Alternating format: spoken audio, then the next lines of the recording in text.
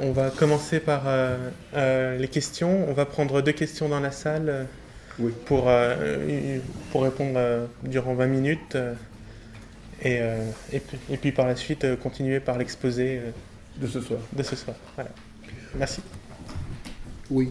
Alors, je vous rappelais que la dernière fois, nous avons eu un exposé sur la situation de la crise mondiale aujourd'hui, qu'il y a une conjugaison en fait de plusieurs crises que nous avons essayé de traiter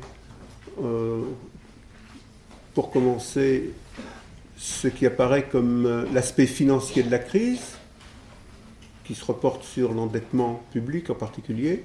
Et puis ensuite, nous avons parlé de la crise alimentaire, qui est un autre aspect de la crise via les politiques d'ajustement structurel et la marche forcée à la mondialisation qui ont été initiées à la fin des années 70, dans les années 80, 90 et jusqu'à maintenant. Donc nous n'avons pas terminé tout à fait l'exposé la dernière fois, mais enfin, bon, sur ce que j'ai dit, on va prendre un petit moment pour répondre aux questions que vous avez, soit sur la façon d'aborder les questions, enfin les différentes questions qui ont été traitées, soit simplement pour demander des précisions sur ce qui a été dit. À vous la parole.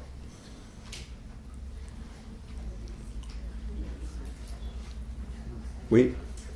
Moi, je voulais vous poser une question concernant... Attendez, prenez le micro. Non, mais... Voilà. Bonsoir. Voilà, je voulais vous poser une question concernant l'article 123 du traité de Lisbonne. Je ne sais pas si ça vous parle. Oui.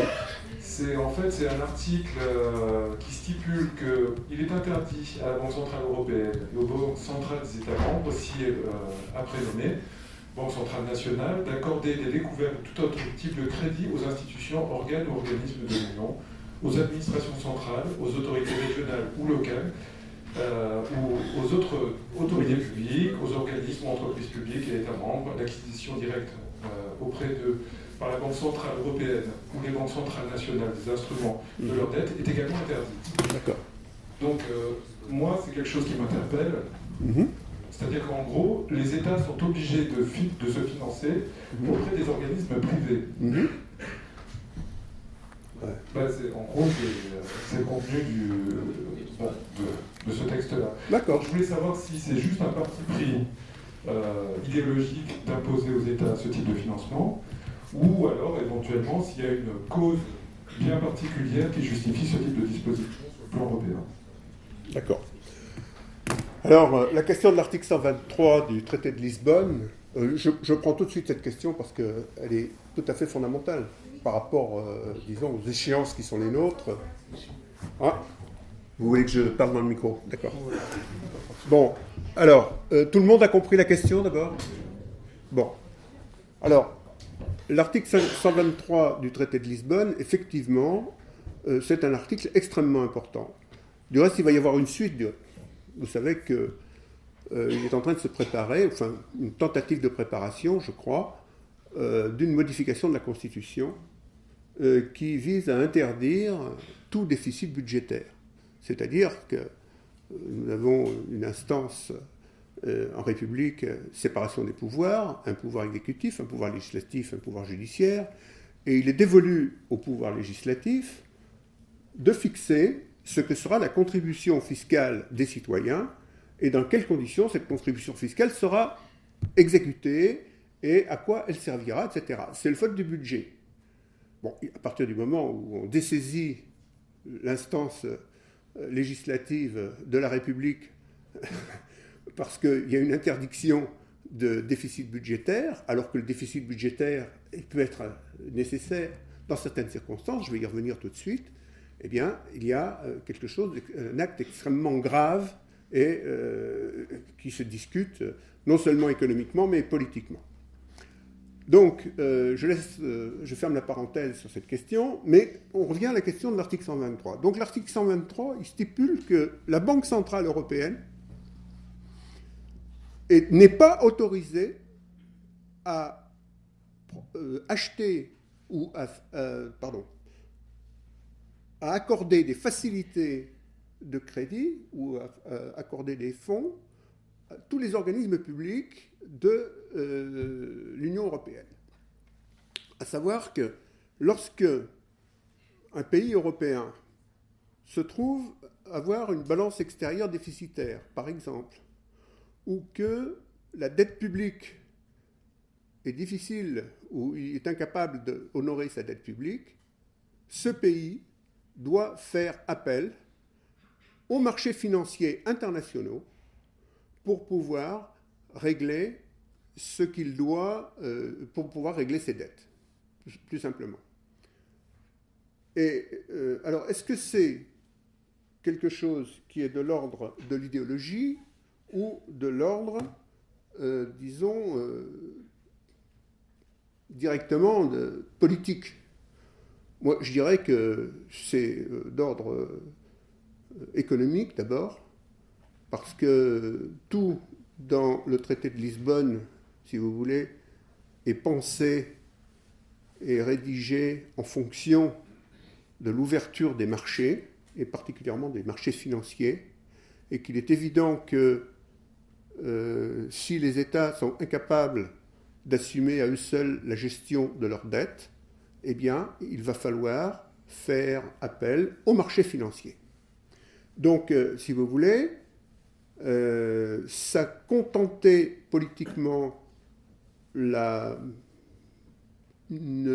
frange de pays qui ont un poids très important dans la politique européenne, en particulier l'Allemagne, la Hollande, les pays qui sont derrière eux, parce que l'Allemagne, disons, en tout cas, la social-démocratie, pas la social-démocratie, excusez-moi, les chrétiens-démocrates allemands ainsi que les libéraux sont absolument attachés à l'idée que toute dépense publique au-delà des ressources financières qui sont celles normales qui ont été prévues par l'État, toute dépense publique qui les dépasse, donc tout déficit public plutôt, est source de risque inflationniste. Donc toute la politique de la Banque centrale européenne est organisée en fonction de cette crainte du risque inflationniste. Donc pour juguler tout risque inflationniste, eh ben, on interdit les déficits. Et si on ne peut pas faire face, disons, aux déficits existants, puisque les déficits, ce sont ils sont hérités des années passées, des années précédentes, eh bien, on fait appel au marché financier. Et comme le marché financier, disons, va faire payer le financement de la dette au prix et au taux qui sont pratiqués sur les marchés internationaux, eh bien, la note sera d'autant plus salée pour les gouvernements. Alors, pratiquement, qu'est-ce qui s'est passé? Pratiquement, le premier problème qui a été à régler, c'est la dette extérieure de la Grèce. Alors, la Grèce n'avait pas seulement une dette extérieure, le gouvernement grec, l'État grec, avait une dette, qu'on appelle la dette souveraine, qui dépassait ses capacités de financement. Donc, ce qui s'était passé, c'est que la Grèce avait bénéficié d'un certain nombre de crédits sur des indications sur l'état de ses finances qui ne correspondaient pas exactement à la réalité. C'est-à-dire que, en fait, on avait, si vous voulez, inscrit au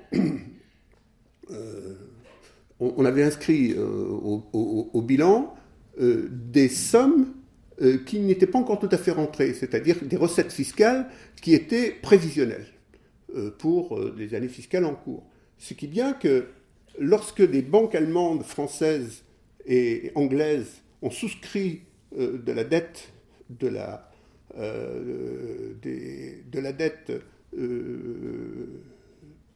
l'État grec pour la financer, eh bien, ils se sont retrouvés, si vous voulez, à prendre un risque qu'ils n'avaient pas prévu au départ, parce que la dette réelle était, ou le risque, si vous voulez, de défaut sur cette dette de l'État grec était beaucoup plus grand que celui qu'ils croyaient lorsqu'ils ont souscrit à cette dette.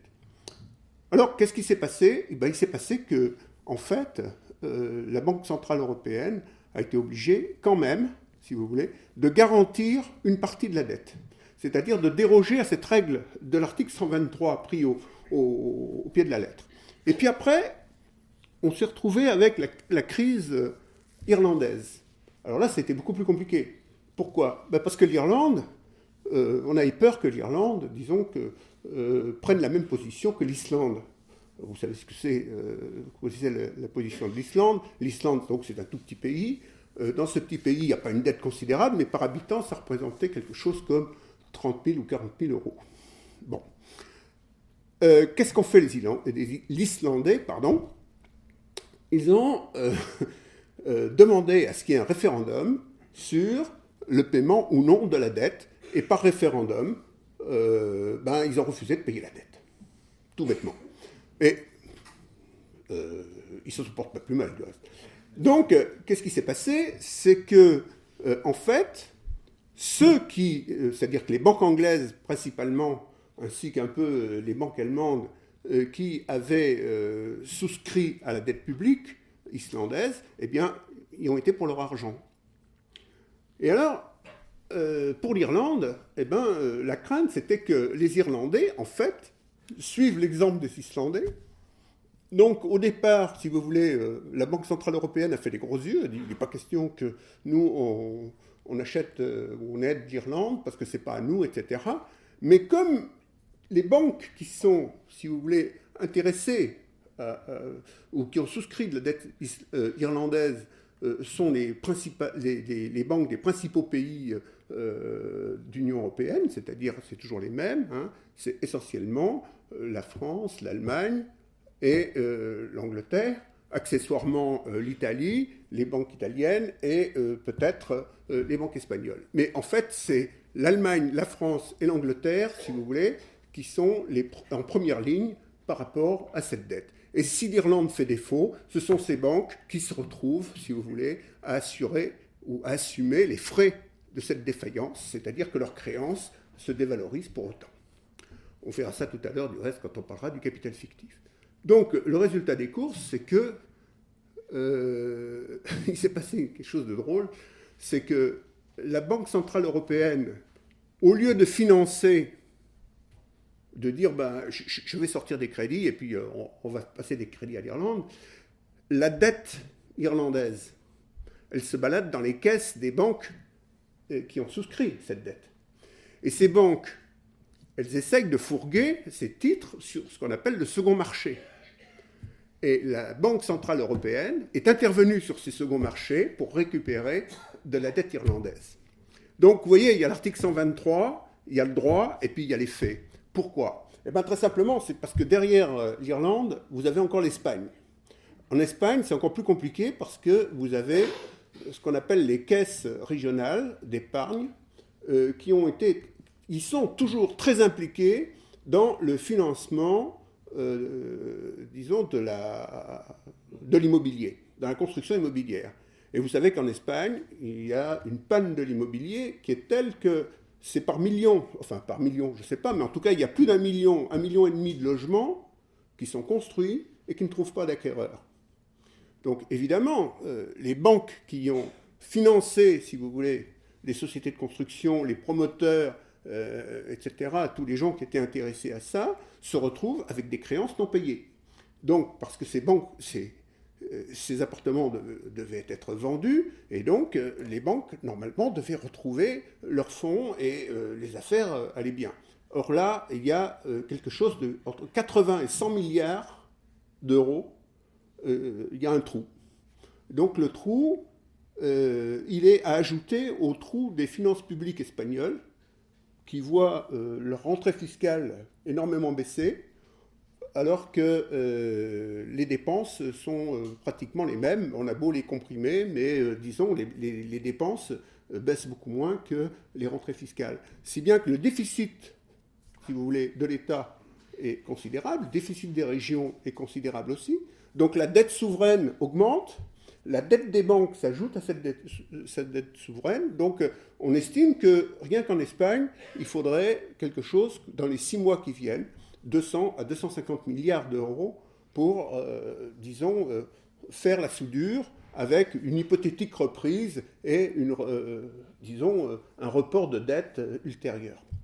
Alors, en ce moment, ce qui est en train de se discuter, c'est justement pas une restructuration de la dette, parce que la restructuration de la dette, ça veut dire très simplement qu'on dévalorise les titres de dette et que les possesseurs de dette, essentiellement les banques, vont se retrouver avec une diminution de leurs avoirs qui sont comptabilisés comme des actifs.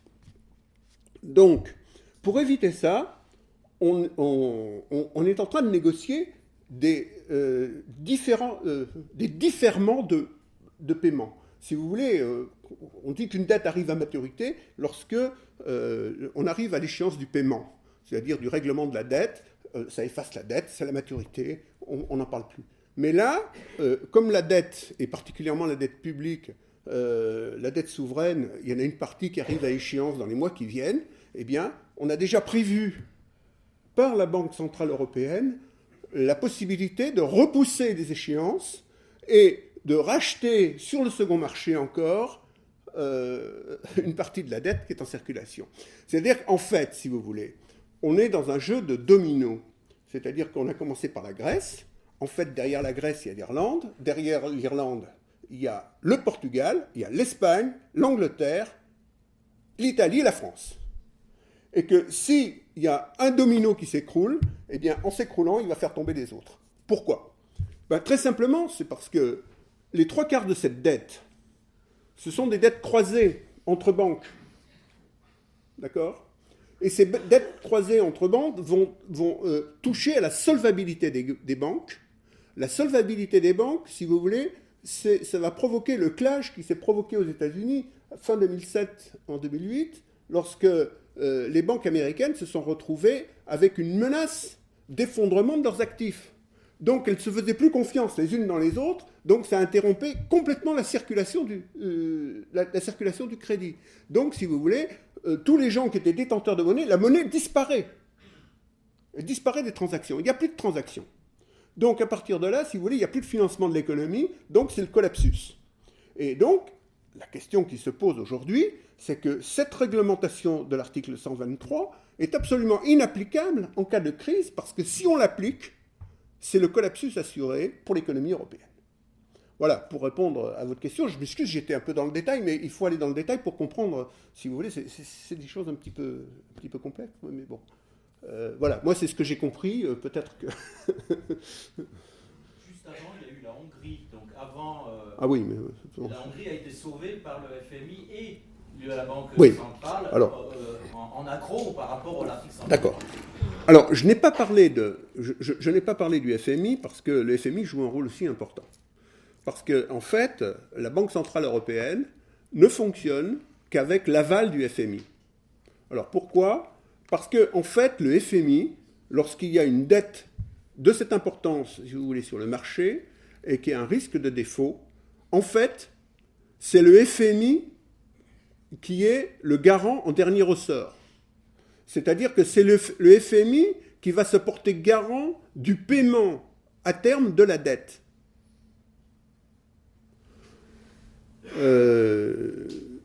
Bon, vous achetez, prenons un exemple, vous achetez n'importe quoi. Le vendeur dit, bon d'accord, vous voulez prendre un crédit, bon c'est très bien, maintenant, est-ce que vous êtes solvable pour ce crédit ? Alors vous dites, ah mais bien sûr je suis solvable, la preuve c'est que j'ai tel ami ou j'ai tel parent qui va se porter caution pour moi. Donc vous faites l'affaire, on signe une caution, du montant donc du crédit en question, et puis vous êtes défaillant. Maladie, chômage, disparition, et le vendeur se retourne vers la personne qui s'est portée caution. Et la personne qui s'est portée caution, est-ce qu'elle est là, est-ce qu'elle a disparu, est-ce qu'elle est solvable, etc. Donc vous voyez, il y a le payeur en dernier ressort en quelque sorte. Eh bien le FMI, c'est finalement la caution finale, si vous voulez, pour tout le système. Parce qu'effectivement, si le FMI ne peut pas cautionner la garantie de paiement des dettes, eh bien, c'est tout le système qui s'écroule. Mais ce n'est pas seulement le système européen, c'est le système mondial. Donc là-dessus, c'est une limite, si vous voulez, que les gens n'osent pas franchir. Bon, alors c'est pas pour autant qu'il ne va pas y avoir de crise et qu'il ne va pas y avoir de clash financier, mais si vous voulez, en quelque sorte, c'est une manière de faire monter les enchères d'un risque de collapsus. Monter les enchères, c'est-à-dire, si vous voulez, exactement comme aux États-Unis, les banques américaines sont tellement énormes qu'on imaginait avant la fin 2007 que jamais elles ne pourraient se retrouver sur la paille. Parce qu'elles avaient des quantités, elles brassaient des quantités de crédit qui étaient 4 fois à peu près, l'encours de l'endettement aux États-Unis qu'elles finançaient, c'était à peu près 4 fois le produit intérieur brut américain.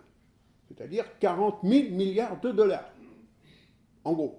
Et ça, c'est ce qu'on sait. Il y a des choses qu'on ne sait pas. Hein. Et donc, si vous voulez, à partir de là, on ne parle plus en milliards, on parle en milliers de milliards. Et avec des dizaines. Donc, la dette de la Hongrie, c'est vraiment peanut à côté. Voilà. Mais c'est vrai qu'en Hongrie, le Fonds monétaire international est intervenu. Et il est intervenu à la demande de qui ? Ben, il est intervenu à la demande des Allemands et des Autrichiens. Parce que ce sont les Allemands et les Autrichiens, les banques allemandes, alors quand je dis les Allemands, c'est les banques allemandes, évidemment, les Autrichiens, c'est les banques autrichiennes, qui ont été les financiers, en fait, qui ont été au départ, disons que les financiers, c'était pour se trouver un marché protégé. Hein. Vous savez, les banques, quand elles ont fondu sur les pays de l'Est, qu'il y a eu la privatisation de l'économie centre-européenne et est-européenne, de l'Est européen, elles ont fondu sur ces pays de façon extrêmement rapide. Pourquoi ? Bien parce que il fallait qu'elles se constituent, si vous voulez, des aires de marché, hein, les unes contre les autres. Et en particulier les Autrichiens, eh bien, tout de suite, ils ont compris qu'il fallait reconstituer, en quelque sorte, ce qu'était la banque d'avant la guerre de 14 de l'Empire austro-hongrois. Et comme la Hongrie n'avait plus de banque et que c'est l'Autriche qui les avait, eh bien, du temps de l'Empire austro-hongrois, c'était la même chose du reste, eh bien, ils ont fondu sur la Hongrie avec l'accompagnement des banques allemandes, parce que, évidemment, les gros poids lourds de la banque en Europe, c'est quand même les banques allemandes, qui ne sont pas, par ailleurs, dans un état extrêmement, disons, ils ne sont pas dans un état de santé extraordinaire, parce qu'elles ont beaucoup d'actifs qui sont de valeur très douteuse. Alors ceux-là, on les enfouit, elles ont la garantie, hein, du gouvernement allemand, c'est-à-dire de la Banque centrale allemande, qu'on ne sortira pas ces créances et puis qu'on les aidera, si elles ont besoin de liquidité ou qui ont des problèmes de solvabilité, on les aidera à fonctionner, indépendamment de ces insuffisances de provision d'actifs, mais on espère bien qu'avec la reprise économique, eh bien, ces actifs pourront ressortir et seront de nouveau négociables sur le marché. Voilà à peu près la situation. Mais nous sommes en gros dans une situation extrêmement instable, extrêmement fragile, et qu'il faut s'attendre, ça peut arriver, mais ce n'est pas avec une probabilité faible, c'est une probabilité, disons, plus que presque certaine. Je dirais à terme, c'est une probabilité très grande pour qu'il y ait de nouveaux gros problèmes financiers qui vont se passer en Europe, comme aux États-Unis du reste, parce que la situation financière n'a pas du tout été réglée depuis 3 ans. Absolument pas. On a simplement fait différer, si vous voulez, le règlement du problème. Et que pendant ce temps-là, pendant qu'on diffère le règlement du problème, eh bien, la dette s'accroît, particulièrement aux États-Unis. Alors, en Angleterre, ils essayent de prendre le taureau par les cornes, mais en Angleterre, ils n'y arriveront pas non plus, parce qu'effectivement, ils vont aussi s'enfoncer dans la crise. Ils réduisent tellement la demande, si vous voulez, sur le marché anglais, par les ponctions qu'ils vont opérer sur les salaires, sur l'ensemble des revenus et sur les dépenses publiques, que, effectivement, la masse d'argent qui est disponible dans l'économie, pour la demande dans l'économie, va énormément diminuer, donc l'activité va diminuer, donc, si vous voulez, le chômage va augmenter, les taux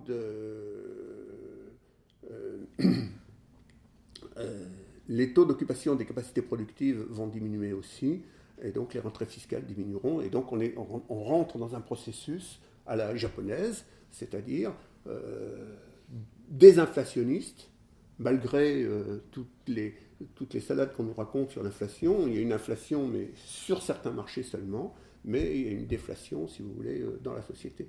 C'est-à-dire que c'est la déflation, si vous voulez, surtout causée par la baisse de la demande des ménages et la baisse de la demande des instances publiques sur les marchés. Voilà tout ce qu'on peut dire pour l'instant. Je ne sais pas si ça vous a éclairé. Sur le plan France, on n'a pas un système de rééchelonnement de la dette avec la SNCF et la création de Réseau Ferré de France, ce qui permet à la SNCF d'annoncer des soi-disant bénéfices, mais on ne parle pas de Réseau Ferré de France qui a ramassé toutes les casseroles. Oui, alors c'est un problème, je ne suis pas très bien au courant là-dessus, parce que là, c'est un problème, il faudrait avoir les chiffres précisément. C'est pas une question que... Bon, si vous voulez, je peux vous la préparer pour la prochaine fois. Mais là, comme ça, ex abrupto, je ne peux pas vous répondre sur cette question parce que je ne sais pas quelles sont les masses financières, si vous voulez, qui sont en jeu dans cette histoire. Ce qui est certain, c'est qu'il y a un marché de dupes un peu qui s'est fait, parce que la législation européenne a demandé, on y revient, a demandé, si vous voulez, que les monopoles publics soient abolis dans les pays de l'Union européenne, et en particulier, c'était le cas pour EDF, c'était pour le cas de la SNCF, c'était le cas pour Air France, qui avaient des monopoles de fait sur leurs marchés respectifs. Donc, on a imaginé une solution à la française, plutôt que de dire, eh bien voilà, on va ouvrir le capital de la SNCF au marché financier pour que les gens prennent des parts de capital du capital de la nouvelle société qui va se créer, eh bien, on a décidé, pour garder, si vous voulez, parce que c'est quand même quelque chose de stratégique, le chemin de fer, et puis qu'on va diviser, en fait, la société en deux entités. Une entité qui gère le matériel roulant et qui vend du transport kilométrique.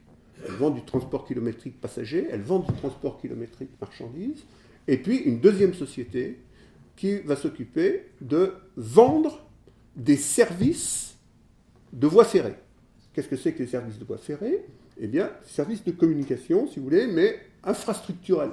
C'est-à-dire, elle met au service de l'autre société qui vend du transport des voies ferrées.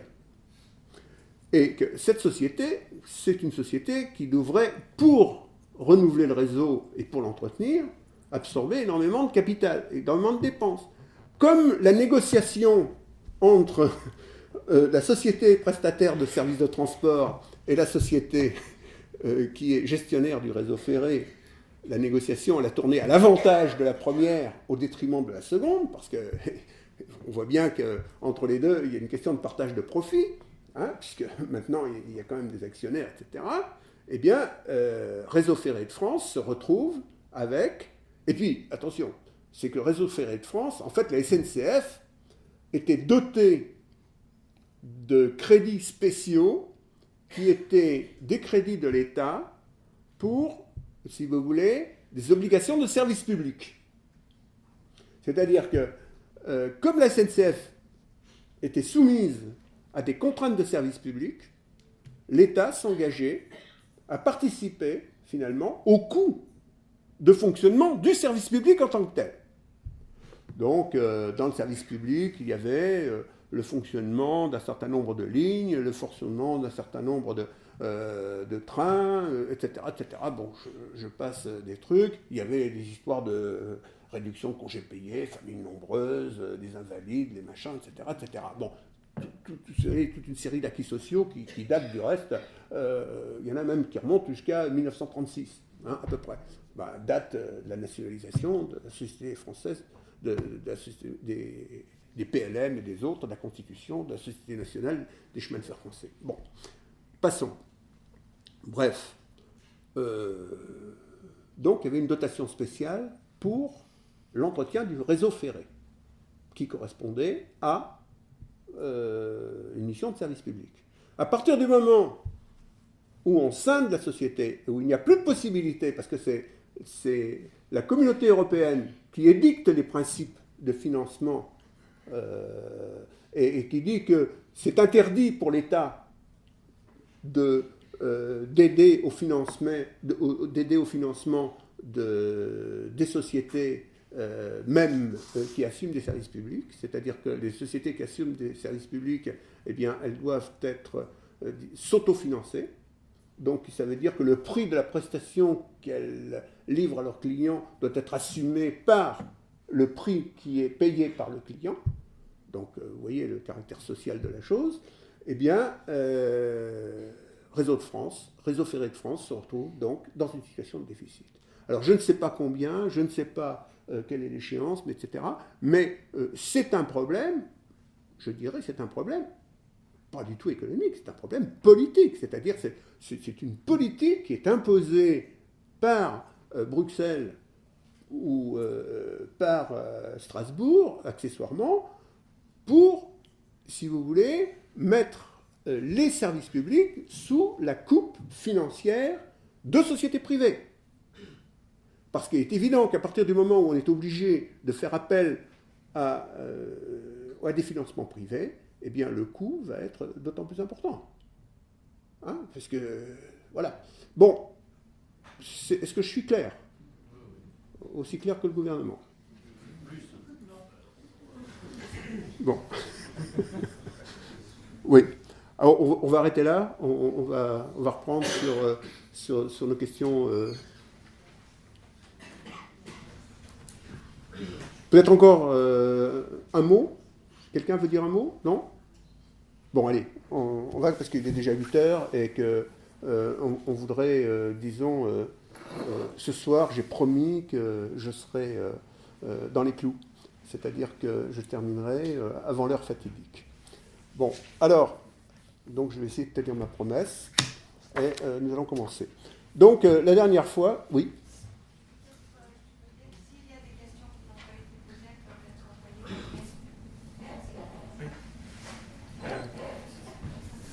Les questions qui n'ont pas été posées pourront être posées la prochaine fois. Voilà. Il y a encore une autre solution, c'est que en principe, vous avez tous mon mail. Et si vous ne l'avez pas, ben, je vous donnerai mon adresse, il n'y a pas de souci. Donc on peut correspondre, si vous voulez, entre deux séances. Et je réponds volontiers à tous les mails qui me sont envoyés. Il n'y a pas de problème sur cette question. Donc, je ne vous promets pas de faire de grandes recherches si vous me posez des questions un peu pointues. Hein. Pas pour la semaine prochaine, parce que j'ai une autre conférence à préparer la semaine prochaine, dont vous allez être les auditeurs. Et donc, je vous donne la priorité à ce travail plutôt qu'aux réponses. Mais si c'est des problèmes pas trop compliqués, ben, je réponds volontiers. Donc, n'hésitez pas. Hein. C'est une bonne pratique. Voilà. Alors, la semaine dernière, nous avons essayé de faire un état, je l'ai rappelé, donc je n'ai pas besoin de revenir. Et aujourd'hui, eh bien, nous allons passer à la deuxième étape, finalement. C'est pourquoi la crise. C'est-à-dire que là, ça devient un petit peu plus compliqué quand même. Parce que ce n'est pas factuel, si vous voulez.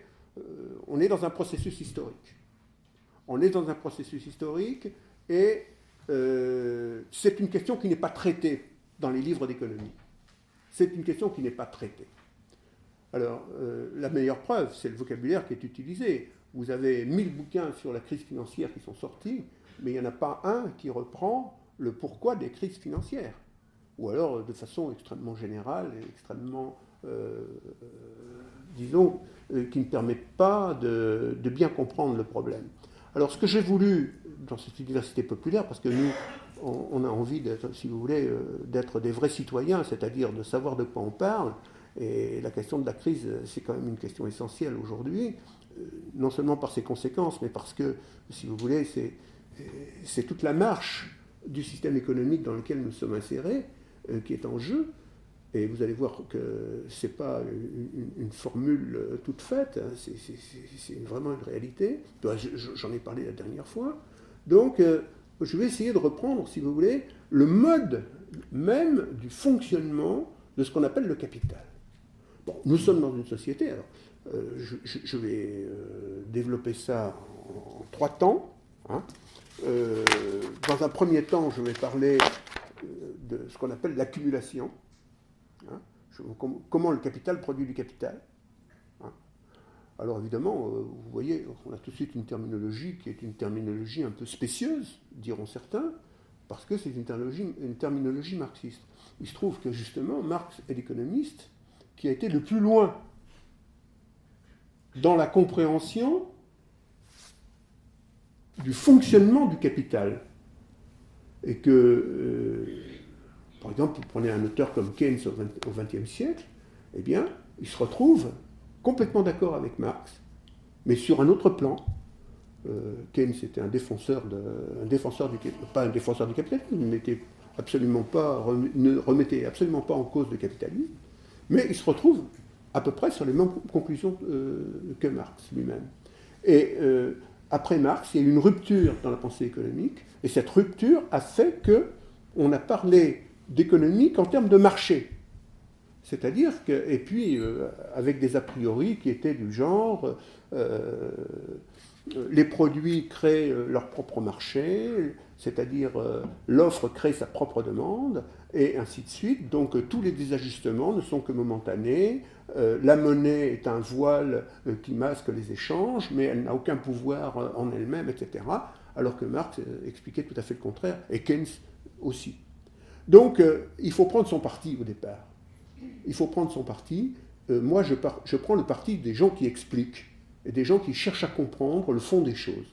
Et je pense qu'en cette matière, Marx a beaucoup encore à nous apporter, parce que on dit « Oh, Marx, bon, d'accord, c'est une vieille lune, etc. » Eh bien, pas tout à fait. Je pense que la compréhension des phénomènes de crise, elle est essentiellement chez Marx. Et du reste, tous les gens qui développent, si vous voulez, des analyses sur les crises, mais en les resituant dans le mouvement historique, eh bien, ils reviennent. Enfin, ils reviennent, non. Ils sont toujours dans le champ, si vous voulez, de la réflexion ouvert par Marx. Voilà, c'est ce qu'il faut dire. On n'est pas là pour répéter Marx. Ce que je vais dire ce soir, ce n'est pas du Marx, je ne pense pas. Hein, mais c'est très important de vous prévenir au départ, pour pas que vous ayez l'impression qu'en douce, on vous refile une marchandise que vous n'attendiez pas à accepter dans l'échange. Bon, alors donc,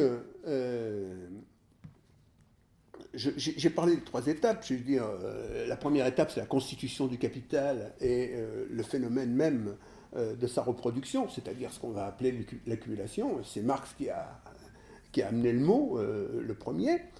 Dans un deuxième temps, je vais vous parler du capital fictif.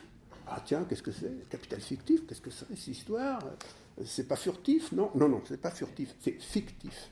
Alors, je vais vous expliquer pourquoi il est fictif et que l'autre, il est réel. Bon, alors que l'autre était réel. Et puis ensuite, on va parler d'un mot, d'une chose qu'on appelle maintenant la financiarisation. Financiarisation. C'est pas beau à prononcer, c'est un peu dissonant dans notre langue, parce que ça nous vient d'une traduction, si vous voulez, de l'anglais, financialisation. Et je vous expliquerai comment ce concept s'est développé à la fin des années 80, enfin au cours des années 80 et 90 aux États-Unis, par des économistes hétérodoxes, c'est-à-dire qui ne sont pas dans l'économie de marché, mais qui sont dans une économie de réflexion critique sur l'économie, et qu'ils ont abouti à cette conceptualisation, et je pense qu'elle est très riche et très intéressante à développer pour la compréhension même de ce que nous voulons faire. Bon, alors donc, je reviens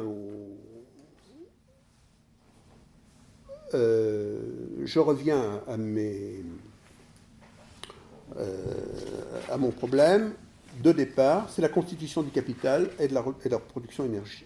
C'est-à-dire que l'accumulation, je la présente comme l'accumulation, je la présente comme la finalité du capital. À savoir que, si vous voulez, nous partons de l'existence d'une propriété privée, c'est normal dans l'économie capitaliste, c'est-à-dire qu'en fait, les moyens de production qui existent pour assurer la production sociale sont des instruments de production, mais ces instruments de production font l'objet d'une appropriation privée. Ça, c'est très important, parce que ce qui amène, si vous voulez, à faire que ces instruments de production sont en concurrence les uns avec les autres, c'est-à-dire qu'il n'y a pas une seule firme d'automobile, mais il y a plusieurs firmes d'automobile qui sont en concurrence les unes avec les autres. Deuxièmement, que la concurrence dans la propriété et dans l'appropriation, eh bien c'est une concurrence aussi pour l'appropriation d'un surplus, c'est-à-dire de faire en sorte que tout producteur, enfin tout capitaliste qui produit une marchandise cherche donc à s'assurer une plus grande part de marché, mais que cette part de marché, eh bien, il est obligé de la prendre sur ses concurrents, et que pour cela, il est obligé d'avoir les meilleures conditions d'accumulation de son capital. Alors, donc se pose la question, c'est comment ce capital s'accumule-t-il ? Qu'est-ce qui fait qu'il y a une accumulation de capital ? C'est-à-dire que le petit poisson deviendra grand, nous dit-on. C'est pas si simple. Le petit poisson, il devient grand, mais on dit, simplement, un petit poisson, c'est celui qui mange le plus ses petits copains, qui va grandir le plus, et puis plus il mange de petits copains, et plus il grandit, etc. Non. En économie, ça ne marche pas comme ça. Si vous voulez, c'est un petit peu plus compliqué. D'abord, le cycle du capital, qu'est-ce que c'est ? Le capital, c'est d'abord de l'argent qui est approprié. Alors, comment cet argent est-il approprié au départ ? Eh bien, comme vous savez, le développement du capitalisme, c'est d'abord fait par le commerce. C'est-à-dire que les commerçants ont accumulé des richesses. Ils faisaient le commerce entre des productions qui se faisaient à certains endroits et puis des marchés qui avaient lieu sur certains endroits. Et ils faisaient le va-et-vient entre production et consommation ou utilisation. Et puis, évidemment, cette activité les amenait à disposer de grosses sommes d'argent. Alors, après avoir, si vous voulez, instauré des relations permanentes commerciales, on a instauré la banque. Par exemple, à Venise, au XIIIe, XIVe siècle, on commence à avoir des banques qui financent le commerce de Venise avec l'Orient. Ou même Marco Polo, par exemple, eh bien, il a, si vous voulez, des moyens financiers derrière lui pour pouvoir mener ces intrusions jusqu'en Chine. Donc, il y a de l'argent qui va être accumulé entre des mains, et cet argent qui va être accumulé entre des mains va être utilisé pour développer des productions particulières ou mettre, si vous voulez, mettre en œuvre des inventions, des techniques. Par exemple, ça sera la technique du verre, ça sera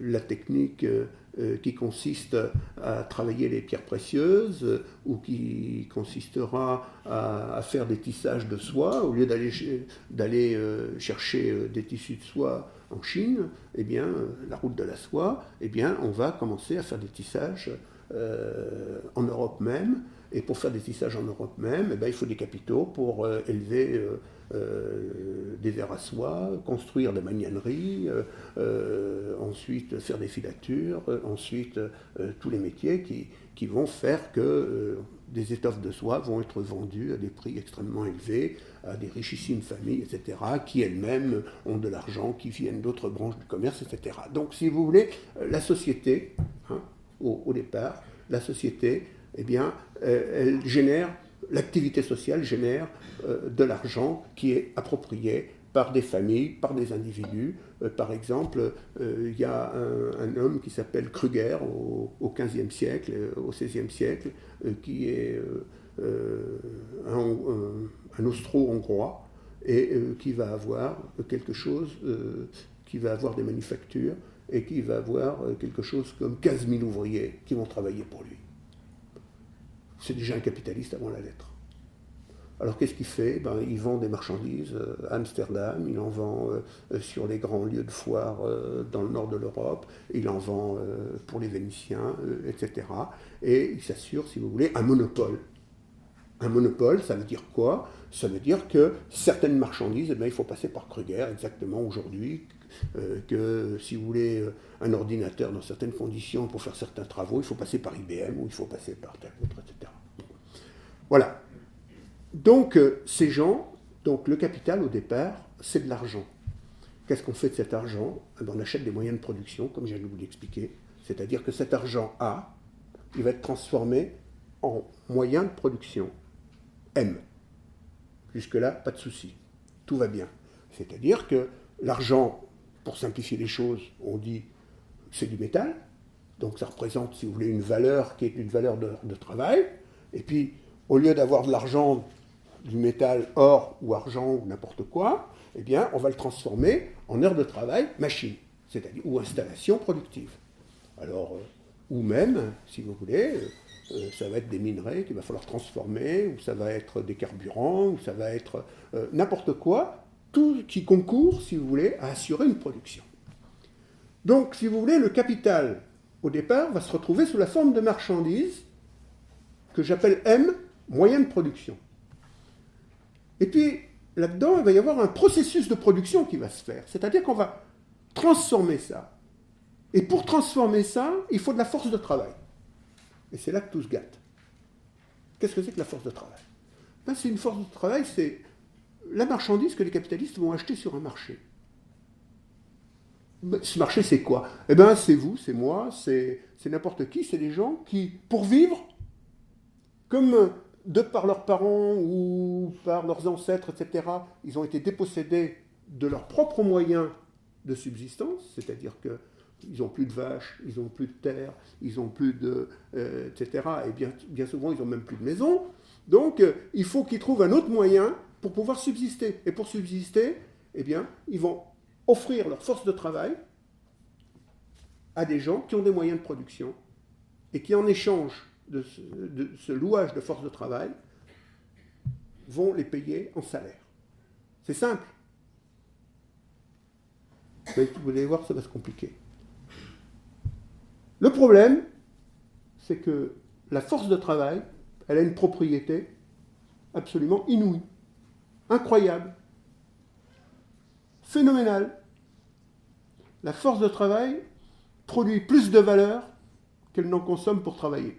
C'est-à-dire que le travail est productif de valeur. Alors ça, c'est... Alors là, vous savez, les économistes de marché, là, ça les rend malades. Ils disent, mais c'est de la métaphysique. Mais non, c'est pas de la métaphysique. C'est tout simple. Si pour travailler, on consommait autant de valeur qu'on en produisait, toute production sociale n'existe. Il n'y aurait aucune production sociale possible. Vous comprenez? C'est que, effectivement, ce qui permet d'avoir un résultat du travail, une fois la force de travail reconstituée, c'est le fait que le travail est productif, puisque toutes les marchandises s'échangent à leur valeur. Sauf exception, les marchandises, ressources naturelles. C'est-à-dire que les capitalistes ne payent jamais les ressources naturelles à leur valeur, parce que leur valeur devrait inclure la reconstitution de l'utilisation de la ressource. Et le capitaliste s'en fout. Il s'est approprié un territoire, il s'est approprié un sous-sol, il s'est approprié une partie de la mer, il l'exploite. Qu'est-ce que ça veut dire qu'il l'exploite? Eh bien, ça veut dire qu'il engage des moyens pour en obtenir des marchandises qu'il va vendre en fonction du coût que ça lui a nécessité. Donc, je laisse tomber cette question pour me concentrer sur la question de la force de travail. Donc, la force de travail, elle est productrice de valeur. Si bien que cette valeur qui est produite par la force de travail, où c'est qu'elle passe? Tout simplement, elle passe dans la marchandise qui a été produite. Tout bêtement, elle passe dans la marchandise qui a été produite. Et ensuite, eh bien, cette marchandise qui a été produite, elle va être vendue, elle est propriété donc de celui qui a avancé le capital, et cette marchandise, elle avait la grandeur M, elle revient une fois produite avec la grandeur M', c'est-à-dire que la marchandise M', c'est la somme de toutes les valeurs qui ont été consommées. Toutes les valeurs qui ont été consommées pour la produire. C'est-à-dire l'amortissement des machines, l'énergie qui a été dépensée, les matières premières, les produits de première transformation, etc., plus la valeur qui a été ajoutée par le travail. Et tout ça constitue M'. Et le M', eh bien, si tout va bien, je dis bien, si tout va bien, il va être vendu sur le marché. Et ça va donner A'. A', c'est quoi A'? Ben, simplement, c'est une quantité d'argent plus grande que la quantité d'argent du départ. Et de roulement en roulement, de cycle en cycle, le capitaliste qui s'approprie la production dont il a avancé le capital, eh bien, au final, il va se retrouver avec une accumulation de capital, c'est-à-dire que ce A', plus un autre A', plus un autre A', eh bien, il va les retransformer en moyens de production. C'est-à-dire que la finalité du capital, comme les fleuves vont à la mer, eh bien, la finalité du capital, c'est de produire du capital. C'est difficile? Non, c'est enfantin. C'est enfantin, sauf que il a fallu 15 ans pour arriver à découvrir ça. Parce que vous comprenez, il faut mettre en perspective tout le processus de production sociale, de la production sociale. Alors ça se fait entre 1840 et 1855, 57. Hein, Marx commence à travailler sur ces questions, il n'y comprend pas grand-chose. Et puis en 48, il est foutu dehors d'Allemagne parce qu'il y a la révolution en 48 et puis qu'il était un peu trop dérangeant pour le pouvoir, donc il part en France. En France, il y a Napoléon Bonaparte qui prend le pouvoir à la fin 48, donc il est obligé de foutre le camp à Bruxelles d'abord. À Bruxelles, il est obligé de foutre le camp à Londres. Et donc, à Londres, il va travailler comme un fou à la bibliothèque de la National Gallery.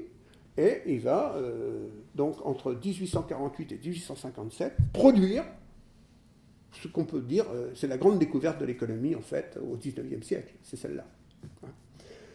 Donc, que le travail est productif de valeur et que le capital produit du capital, et que, exactement comme les fleuves vont à la mer, eh bien, la destination normale du capital, ce pourquoi il doit fonctionner, c'est de produire du capital. Et c'est ce qu'on appelle l'accumulation. Ça va? Tout va bien. Bon, on passe à la deuxième partie de notre exposé. Alors, je veux vous rassurer, tout ça, je l'ai écrit, peut-être de façon un peu différente, un peu plus détaillée, hein, un peu moins langagière, en quelque sorte. Ça sera, quand on aura une version définitive, c'est une version qui n'est pas tout à fait définitive, parce que je viens de la faire, mais vous pourrez vous y référer, vous pourrez y accéder, sur le site de l'ACAPI, si on veut bien le mettre sur le site de l'ACAPI, ou en m'écrivant, en mettant un mail, et puis moi je vous le renvoie en mail, il n'y a pas de souci. Et puis ce texte, eh bien, j'espère que vous pourrez y apporter des améliorations. Donc, retour à la deuxième partie de mon exposé, donc sur la question de... Oh là là, je suis plus lancé dans une page, mais c'est comme d'habitude. Pourquoi le capital fictif devient un substitut de l'accumulation? Alors, qu'est-ce que c'est que cette histoire de capital fictif?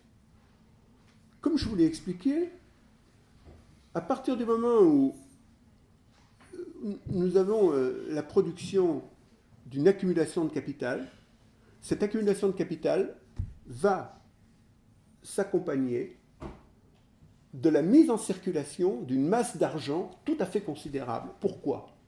Ben, très simplement, c'est parce que pour alimenter les marchés, il faut beaucoup de marchandises, et pour faire beaucoup de marchandises, les marchandises ne sont pas vendues au moment où elles sont produites. Quand vous construisez une usine, il est illusoire de vouloir pas la rentabiliser, l'amortir dans les 2 ans ou les 5 ans qui viennent. On fait un amortissement, l'amortissement des murs, c'est 20 ans. D'accord? L'amortissement des machines, c'est 10 ans. Un pont roulant, c'est 20 ans ou 25 ans. Un tour automatique, c'est 4 ans ou 5 ans, et ainsi de suite. Donc, si vous voulez, il y a des normes qui sont des normes habituelles. Eh bien, le capitaliste, d'une façon générale, hein, eh bien, il est obligé d'avoir des instruments de financement de son activité. Mais ces instruments de financement, ça ne peut pas être à tout moment un prélèvement sur les recettes de ses ventes. Si vous produisez des bonbons, vous produisez 200 kg de bonbons par semaine, vous en vendez 200 kg, et puis tout d'un coup, vous avez une machine à changer. Une machine qui vaut 20 000 euros. C'est pas avec les 200 kg de bonbons, même 50 fois dans l'année, etc., que vous allez pouvoir payer la machine. C'est pas possible. Parce qu'il faut que vous payiez vos matières premières, il faut que vous payiez vos salaires, il faut que vous payiez vos taxes, etc., etc.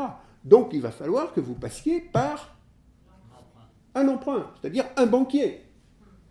Et donc, plus l'activité capitaliste se développe, plus vous allez avoir développement de capital fictif. Qu'est-ce que c'est que ce capital fictif ? Eh bien, un capital fictif, c'est un capital de prêt. C'est-à-dire, c'est de la circulation de dettes ou de bons à valoir, comme dit Marx. Qu'est-ce que ça veut dire des bons à valoir ? C'est pas à avaler, c'est des bons à valoir de la valeur. Vous comprenez bien. C'est-à-dire que, en fait, si vous voulez, c'est l'espérance de retrouver au terme de la dette l'intégralité de la somme qui a été engagée avec ses intérêts. D'accord ? Bon, alors, donc, titres à valoir. Alors, les titres à valoir, il y en a plusieurs. Il y a les prêts, il y a les actions. Qu'est-ce que c'est que les actions ? Ben, les actions, c'est des parts de capital que vous souscrivez pour avancer de l'argent à un capitaliste. Contre cet argent avancé, il vous donne une part de propriété de l'entreprise qu'il est en train de constituer, ce qui vous donnera droit à des dividendes. Donc, qu'est-ce que c'est ? C'est du capital fictif. Et que les dividendes, ils sont réglés par quoi ? Ils sont réglés par la valeur de l'action. Et la valeur de l'action, elle est traitée par quoi ? Par le fait que cette action est demandée ou pas demandée sur le marché. Vous achetez une action 10 euros, 6 mois après, elle vaut 20 centimes d'euros. Oui, ça existe. Eurotunnel, par exemple. Ben oui, il y a des gens qui ont fait de très bonnes affaires, ou il y a même mieux. Il y a des gens des banques populaires, par exemple. Quand on a créé la Dixis, les employés des banques populaires, on leur a dit, mais souscrivez des actions Natixis, vous allez faire des affaires. Et les actions Natixis, un an après, elles valaient le quart de ce qu'ils les avaient payées. Beaucoup moins. Ou même beaucoup moins. On a un spécialiste à côté de nous, il faut en profiter. Bon, enfin bref, on ne va pas dire que la volaille s'est fait plumer, mais bon, il y a quand même un petit peu de ça. Bon. Donc, si vous voulez, c'est pour ça que c'est du capital fictif. Parce que c'est du capital dont la valeur nominale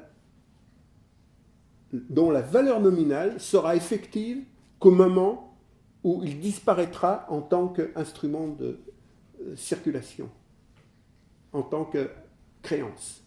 Si la créance s'éteint, eh bien, il n'y a plus de capital fictif, il y a de l'argent. Le capital fictif, donc, ça va être tous les crédits, les actions, les obligations, c'est-à-dire tout ce qui donne droit à propriété. Et puis, ça va être accessoirement des droits accessoires, des droits, par exemple, sur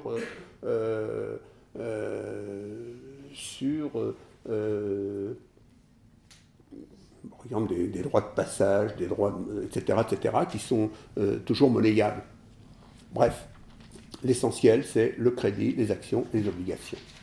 Donc, si vous voulez, ce qui est en train de se passer à travers cette accumulation, c'est une accumulation de capital fictif. Et ce capital fictif, il va être entre les mains de qui essentiellement ? Eh bien, entre les mains des banques.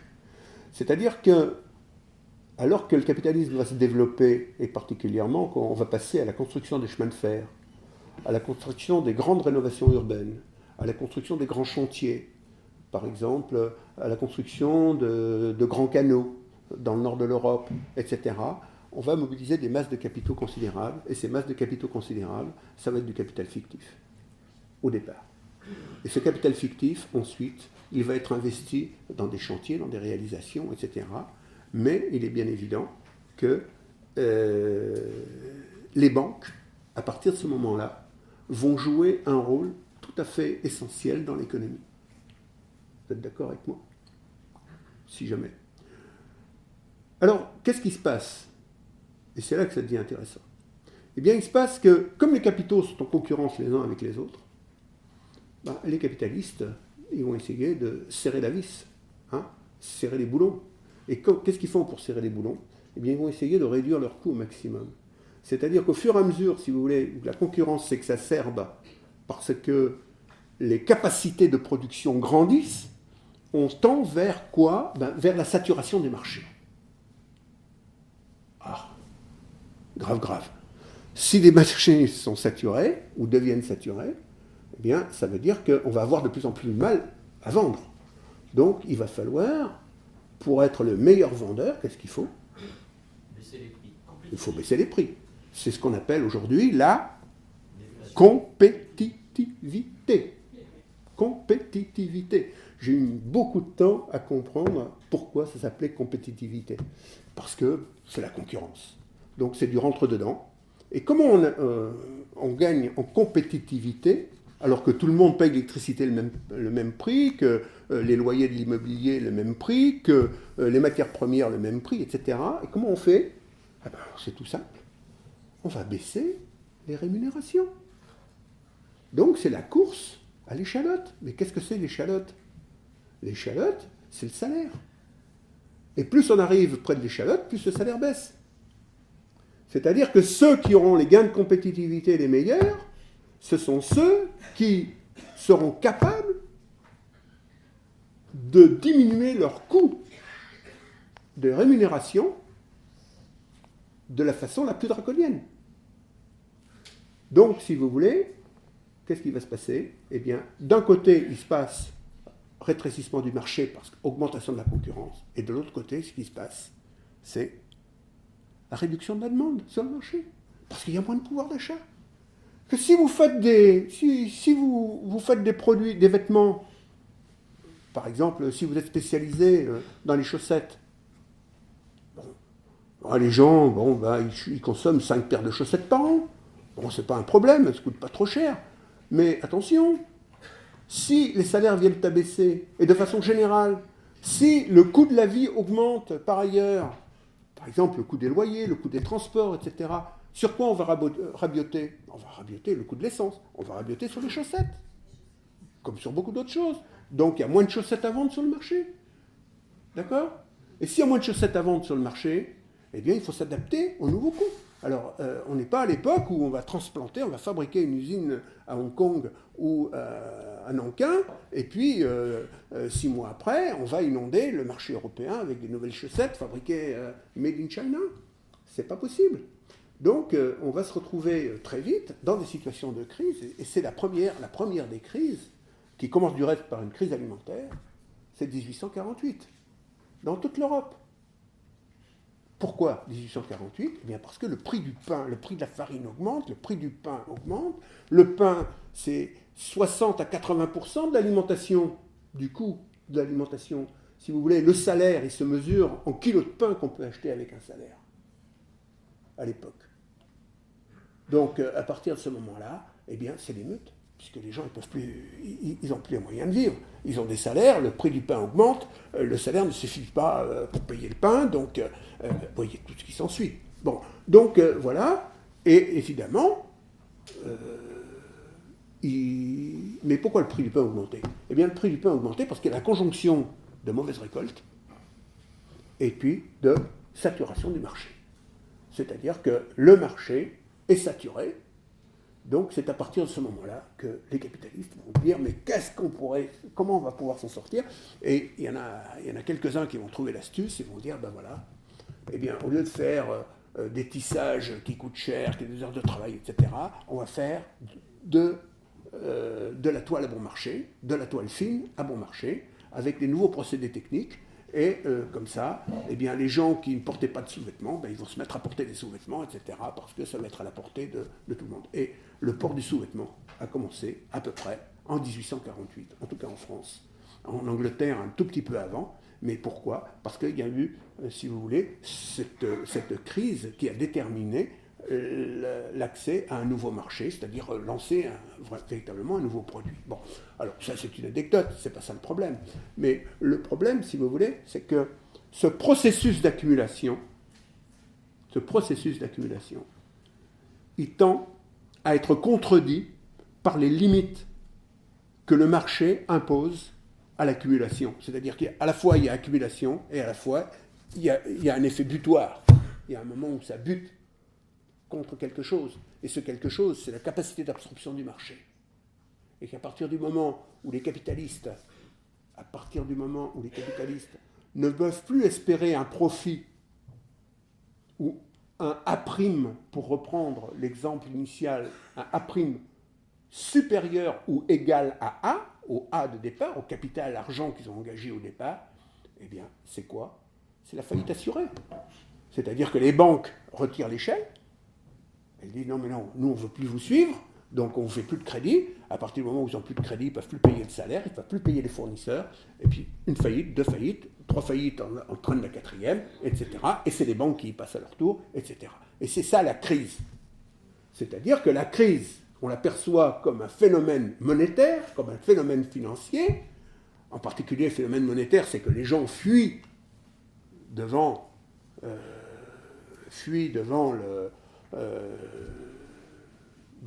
le marché, ils n'achètent plus. Hein, c'est-à-dire qu'ils gardent la monnaie par-devers eux, mais en fait, le problème, c'est le problème de l'accumulation qui a touché ses limites. Donc on va repartir. Et comment on va repartir ? Eh bien, préalablement au fait de repartir, on va commencer par détruire du capital. C'est absolument nécessaire. C'est ce que les économistes appellent la purge.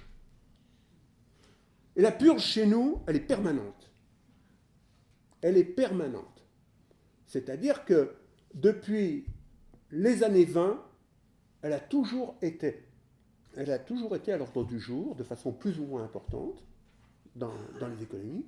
Mais par exemple, dans une économie qui est quand même la plus importante du monde encore aujourd'hui, les États-Unis, la purge, elle a commencé avant 1929, elle a commencé exactement à peu près en 1870. Ça a été une grande crise longue. Il n'y a pas eu d'effondrement spectaculaire. Il y a eu des banques qui ont croulé, il y a eu des grandes sociétés de chemin de fer qui ont coulé, des exploitations de pétrole qui ont coulé, etc. Ce qui a amené, si vous voulez, une restructuration de tout l'appareil de production américain et la formation de monopoles. Pas encore les monopoles gigantesques qu'on va connaître à la fin des années 30, mais ça va être un jeu, du reste, un jeu de destruction massive. Hein. Et du reste, les capitalistes qui reprenaient les affaires des capitalistes en difficulté ou en faillite, on les appelait les tycoons. Tycoon, c'est-à-dire vraiment, c'est... Hein. Et l'image, hein, c'est pas de quartier, quoi. Hein. On y va. Et finalement, on arrive à la monopolisation de l'économie américaine, mais on assiste au même processus en Europe. Et alors, en Europe, une autre chose, c'est que, si vous voulez, la place de l'État en Europe est beaucoup plus importante qu'aux États-Unis. Aux États-Unis, vous avez l'État fédéral, et puis vous avez les États. En Europe, nous avons des vieilles monarchies, à cette époque-là, ou des républiques relativement jeunes. La Révolution française, date pas très longtemps, hein, elle a moins d'un siècle. Et, si vous voulez, le système bancaire est associé à l'État. Pourquoi ? Eh bien parce que tous les monarques et tous les États ont besoin de faire financer leurs dettes. Pourquoi ? Ben, très simplement, c'est chaque fois qu'ils engagent des campagnes militaires ou des campagnes de conquête, par exemple pour les conquêtes coloniales, ils ont besoin d'être financés. Financer les troupes, financer des recrutements, financer des moyens matériels, etc. Et c'est les banquiers qui assurent. Et finalement, l'État assure une rente aux banquiers. Et les banquiers, qu'est-ce qu'ils font? Eh bien, ils vont faire si vous voulez, ils vont faire le pont entre l'État et les monopoles. Ou, si vous voulez, ces restructurations de l'économie en monopoles. Ça va être des monopoles sur le commerce, ça va être des monopoles sur certaines productions, et particulièrement, par exemple, Schneider, il va avoir un monopole dans le domaine des forges, des ouvrages d'art, etc., des constructions à grande échelle. Il y a eu De Wendel qui va faire de la forge, il y a eu Krupp en Allemagne qui va faire, etc., y compris des canons, et dont la fortune va encore décupler avec la guerre de 14, et ainsi de suite. Donc les guerres, si vous voulez, ça fait travailler les financiers, et les financiers choisissent les industriels, les secteurs industriels sur lesquels on va pouvoir s'appuyer pour pouvoir aller de l'avant pour l'élargissement de leurs activités. Mais l'élargissement de leurs activités ne correspond pas du tout, si vous voulez, aux besoins des peuples, c'est bien évident, et que lorsque le marché est saturé, ça ne veut pas dire que les besoins sont satisfaits. Ça n'a rien à voir. C'est la demande solvable qui est en cause. Ce n'est pas du tout l'état de satisfaction des besoins. Que je rappelle que la satisfaction des besoins, eh bien, c'est toujours l'alimentation, l'instruction, la santé, la culture, le logement, etc., la possibilité de se déplacer, et ainsi de suite, et ainsi de suite. Donc les moyens de déplacement et de communication. Donc c'est ça. Si vous voulez, c'est quelque chose de tout à fait, je dirais, terre à terre. C'est pas la Rolls-Royce dont on rêve, en or massif, etc. Ça n'a rien à voir. Bon. Donc, il va y avoir cette collusion entre le capital fictif, l'État et les monopoles. Et pourquoi? Eh bien, parce que, si vous voulez, ça va permettre, dans une certaine mesure, au capital d'instituer des barrières. Des barrières contre l'empiètement des autres, puisqu'on est toujours dans une situation de concurrence. C'est-à-dire qu'on va se faire des rentes de situation. Et les rentes de situation, si vous voulez, eh bien, c'est par exemple le monopole pour la commercialisation des grains. Ça va être par exemple le monopole pour l'approvisionnement en matière grasse. Ça va être le monopole pour la distribution de viande bovine sur la région parisienne, par exemple. Il y a des tas de choses comme ça qui vont se créer. Et puis, ça va être aussi, évidemment, le monopole sur le foncier urbain. Toutes les grandes banques lyonnaises ou pas lyonnaises, eh bien, quand elles se constituent au cours de la deuxième moitié du XIXe siècle, deviennent des puissances foncières, c'est-à-dire elles achètent de la terre, elles achètent des immeubles, elles achètent des terrains à urbaniser, de l'expansion urbaine, c'est-à-dire que toute l'expansion urbaine, par exemple, toutes les banlieues, eh bien, elles vont être acquises avec, au départ, le capital fictif. Donc, si vous voulez, nous avons des puissances qui se constituent grâce à cette accumulation, et qui se constituent en essayant de reculer les limites de l'accumulation. Mais vous comprenez très bien que le recul des limites de l'accumulation, c'est en même temps un prélèvement, un parasitage de la création de valeur sociale. C'est ça la question. Parce que ce sont des millions d'hommes, de femmes, d'enfants, etc., qui travaillent, parce qu'à l'époque les enfants travaillaient encore, en tout cas jusqu'à la fin du XIXe siècle, puisque la journée de 10 heures pour les enfants, elle va être proclamée en gros autour de 1895. Ah non, c'est bien après. Bon, on polémiquera après. Et donc, si vous voulez, ce qui est important, c'est la production sociale, elle doit être en rapport avec les moyens qui sont mis à la disposition de ces populations pour vivre et se développer. s'instruire, élever, éduquer leurs enfants, et ainsi de suite. C'est-à-dire atteindre un état sanitaire qui ne soit plus, si vous voulez, celui de la tuberculose endémique, etc., etc., faute de lumière, faute d'air frais, toutes ces choses-là. Enfin, on ne va pas recommencer Zola et tout ça, mais c'est la réalité quand même, c'est là. Et par rapport à ça, il est évident que la production de richesse, si vous voulez, c'est un prélèvement sur la richesse sociale. Si vous voulez, la formation du capital fictif et l'accumulation de capital fictif et toutes ces activités, c'est un prélèvement sur la richesse sociale. Voilà. Bon, donc je suis passé, si vous voulez, de la question de l'accumulation du capital à la production de capital fictif et donc la génération du remodelage, si vous voulez, de l'organisation capitaliste avec au centre du dispositif les banques qui s'appuient sur l'État, ou l'État qui s'appuie sur les banques, c'est selon, avec des banques qui orientent, si vous voulez, les marchés par les financements. C'est-à-dire qu'en fait, les banques sélectionnent les projets de financement en fonction des profits attendus et des conditions dans lesquelles se font les marchés. Et donc, les banques, elles vont orienter tout le développement des différents secteurs du capitalisme dans les pays développés. Ça, c'est vrai aux États-Unis, ça va être vrai en France, ça va être en Angleterre, ça va être vrai en Allemagne, etc. Et donc, et du reste, ça va aboutir à la guerre de 1870 et puis ensuite à la guerre de 14. C'est pas indépendant, il faut comprendre l'enchaînement des choses.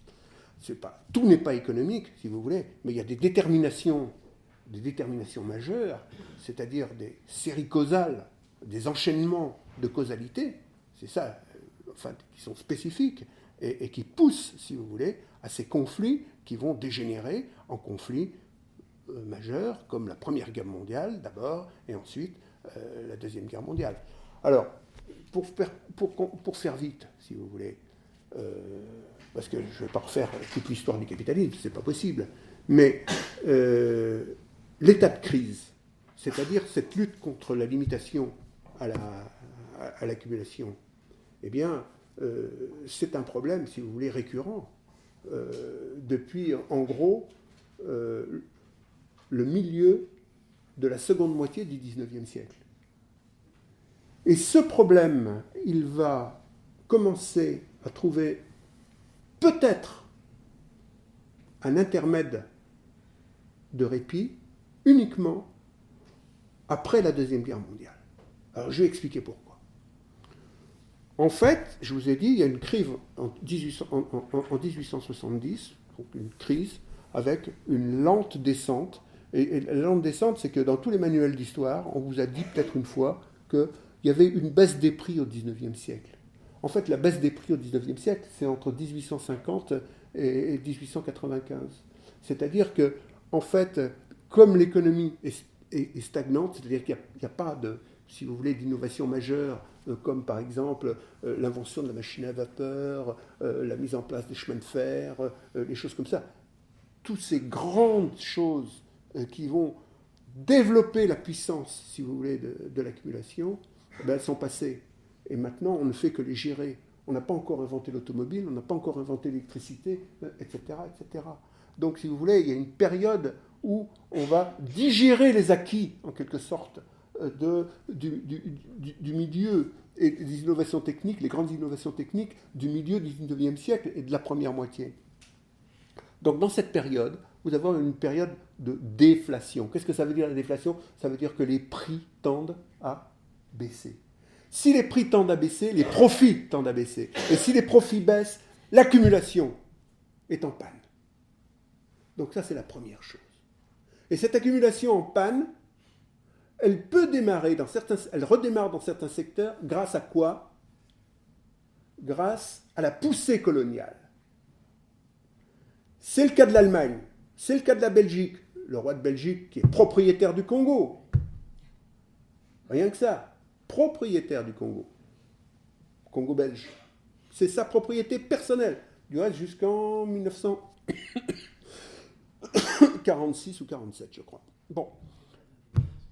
C'est-à-dire qu'on investit des fortunes considérables, si vous voulez, mais avec l'État, avec les banques, avec les monopoles, pour élargir sa surface, son prix carré, en quelque sorte.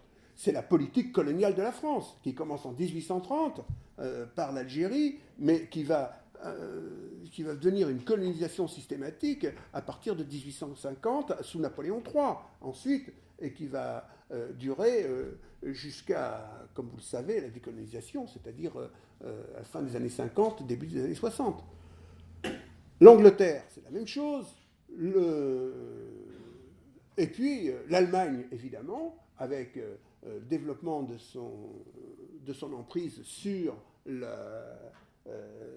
continent africain essentiellement et partiellement en Asie, et puis le Japon qui va coloniser la Mandchourie, les États-Unis qui vont, à partir de 1905, ils sont un peu en retard parce qu'ils sont constitués en tant qu'État après les autres, mais ils vont rafler une partie du Mexique et ils vont l'annexer, les États américains du Sud, c'est quand même du Mexique. Et pourquoi ils raflent le nord des États mexicains? Simplement pour élargir leur zone de prospection et d'accaparement de matières premières, d'abord. Et puis ensuite, ils vont édicter ce qu'on appelait la doctrine de Monroe, c'est-à-dire fin du 19e siècle, tout début du 20e siècle, c'est-à-dire les Américains sont maîtres sur leur continent. Et c'est-à-dire, on va faire la guerre à l'Espagne, ça va être la guerre de Cuba, pour interdire à l'Espagne de continuer à avoir des colonies dans les Caraïbes et en Amérique centrale. On va faire la guerre au Portugal, mais ils sont très loin, ils sont au Brésil, on ne va pas les emmerder jusqu'au Brésil, donc on va laisser courir. De toute façon, au Brésil, les Portugais, ils ne font pas grand-chose parce que les capacités d'accumulation disons, de l'économie portugaise sont relativement faibles, puisque c'est un petit peuple. Hein. Ce n'est plus un peuple qui fait du commerce à tout va et commerce de navigateurs, y compris pour le compte des autres. Donc, si vous voulez, vous allez avoir un partage du monde qui va se faire, et c'est-à-dire, non pas un partage, on le présente souvent comme un partage de zone d'influence, avec des petits drapeaux, etc. Non. C'est le découpage, la sectorisation des capitaux nationaux. C'est-à-dire, c'est des aires de valorisation du capital au compte des structures capitalistes, des différentes économies concernées. Voilà ce qu'il faut comprendre, parce que sinon, on se mélange, on ne voit plus rien, quoi. Et c'est ça qui va aboutir, disons, à ce conflit gigantesque que va être la Première Guerre mondiale, avec la destruction de l'Empire ottoman, la destruction de l'Empire austro-hongrois. Et donc, le redécoupage de l'Europe, etc. Et tous les problèmes qu'on a aujourd'hui avec le Proche-Orient et le Moyen-Orient, eh bien, ils sont aussi hérités de ça. C'est-à-dire que c'est la domination anglaise, parce que les Anglais, quand même, c'est la première puissance économique de l'Europe jusqu'en 1914, et jusqu'en 1914-18, effectivement, et lorsqu'il y a démantèlement de l'Empire ottoman, c'est les Anglais qui prennent la part du lion. Et les Anglais qui prennent la part du lion, ils commencent par découper, selon leurs intérêts, si vous voulez, tout le Proche-Orient en entités administratives, parce qu'il y a un enchevêtrement de nationalités qui est absolument considérable dans cette région du monde, et que, en fait, si vous voulez, c'est déjà en puissance les futures guerres entre sunnites, chiites, etc., druzes contre les autres, etc., mais qui, en fait, au départ, si vous voulez, sont générés par un découpage sous tutelle anglaise de tout le Proche-Orient, parce qu'il y a déjà du pétrole. Et qu'on sait qu'à partir de là, il y a les moyens de redévelopper, si vous voulez, du capital. Bon, donc la colonisation, c'est un ballon d'oxygène, en quelque sorte, et recule les limites, si vous voulez, du butoir, hein, de l'accumulation. Moi, je l'interprète comme ça. Bon, alors maintenant, on peut discuter. Je vous signale qu'il y a quand même un monsieur qui s'appelait Fernand Braudel, qui, d'une certaine manière, explique ça aussi. Hein. Fernand Braudel, bon, ça vous dit pas quelque chose, c'était un historien, si vous voulez, qui était professeur au Collège de France, qui a fait, si vous voulez, beaucoup de travail, qui a beaucoup travaillé sur l'histoire, développement du capitalisme. Hein. Et en particulier, il a écrit un petit bouquin sur le capitalisme au XXe siècle, et qui est une pure merveille. Il dit, le XXe siècle, qu'est-ce que c'est ? C'est l'époque des guerres et des révolutions. Il écrit ça en 60-65.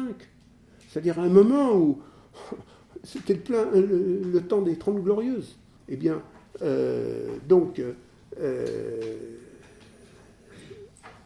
je crois qu'il avait une vue tout à fait, une vue en perspective, si vous voulez, de cette tranche d'histoire qui a secoué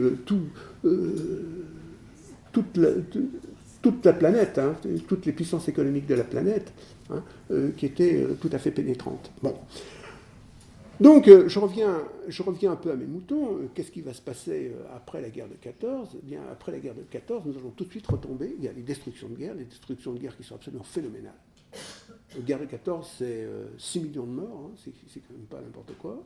C'est destruction aux 3/4 de l'économie allemande, hein, 1/4 de l'économie française. Hein. Donc, si vous voulez, c'est une fantastique destruction de capital. C'est ça qu'il faut voir. Destruction de main-d'œuvre, ok, mais destruction de capital, incontestablement. Hein. Et donc, il va y avoir une période de reconstruction après 1918-1919, quoique elle va être quand même chaotique. Bon, je ne vais pas vous remonter toute l'histoire, mais puis tout d'un coup, qu'est-ce qui se passe ? Eh bien, il se passe qu'aux États-Unis, la guerre de 14, ça a été une aubaine. Pourquoi ? Mais parce que les Américains, d'abord, l'agriculture américaine s'est développée de façon fantastique pendant la guerre de 14, parce qu'il fallait assurer l'alimentation de l'Europe. C'était quand même les Alliés. Et assurer l'alimentation de l'Europe, c'est le farmer américain, le farmer du Middle West en particulier, qui l'a assumé.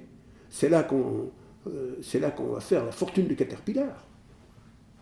Et qu'est-ce que c'est Caterpillar ? C'est la machine qui permet de labourer et de moissonner sur des terrains sablonneux.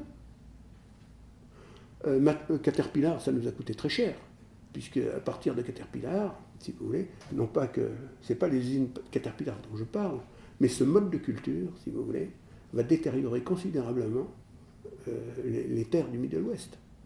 C'est-à-dire qu'en fait, ça va défoncer les sols et ça va nécessiter ensuite d'y adjoindre des quantités d'engrais, des quantités de fertilisants, etc., et autres choses absolument fantastiques.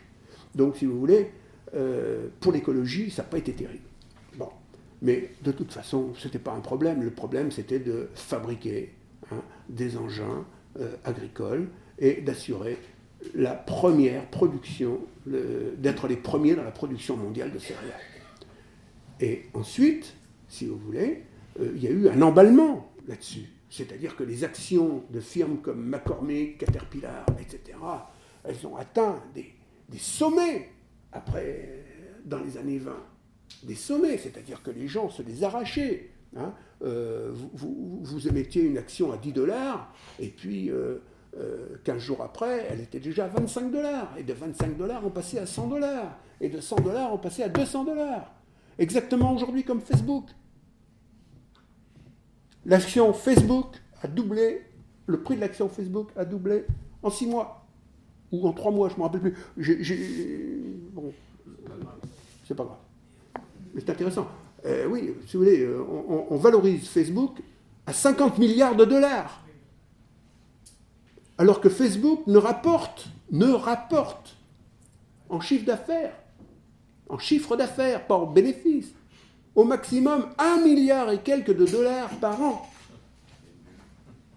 Donc vous comprenez le earning ratio, comme disent les Anglais, c'est-à-dire le rapport revenu sur valeur de l'action sur revenu ou revenu return sur valeur nominale de l'action, mais il est considérable. Donc c'est ça la spéculation. Et donc aux États-Unis, alors il y a la spéculation sur le matériel agricole, il y a la spéculation sur l'agroalimentaire, il y a la spéculation sur les sociétés qui achètent des terrains, des nouveaux terrains, sur les sociétés qui achètent des terrains à bâtir dans les villes, sur la question de la construction, parce que l'immobilier, ça a toujours été, l'immobilier dans le capitalisme, ça a toujours été un énorme volant de spéculation. Là, vous voyez, avec la crise de 2007, Espagne, Irlande, Italie partiellement, États-Unis évidemment, Japon. Le problème immobilier est au cœur du problème du défaut de paiement sur la dette. Hein. Bon, bref, 1929, patatrac, ça s'effondre. C'est-à-dire qu'on a le retournement, mais le retournement, il se fait simplement sur un segment très court de la production capitaliste. Le retournement, il se fait sur des valeurs qui sont très sensibles, si vous voulez, au prix des marchés agricoles et aux ventes de matériel agricole.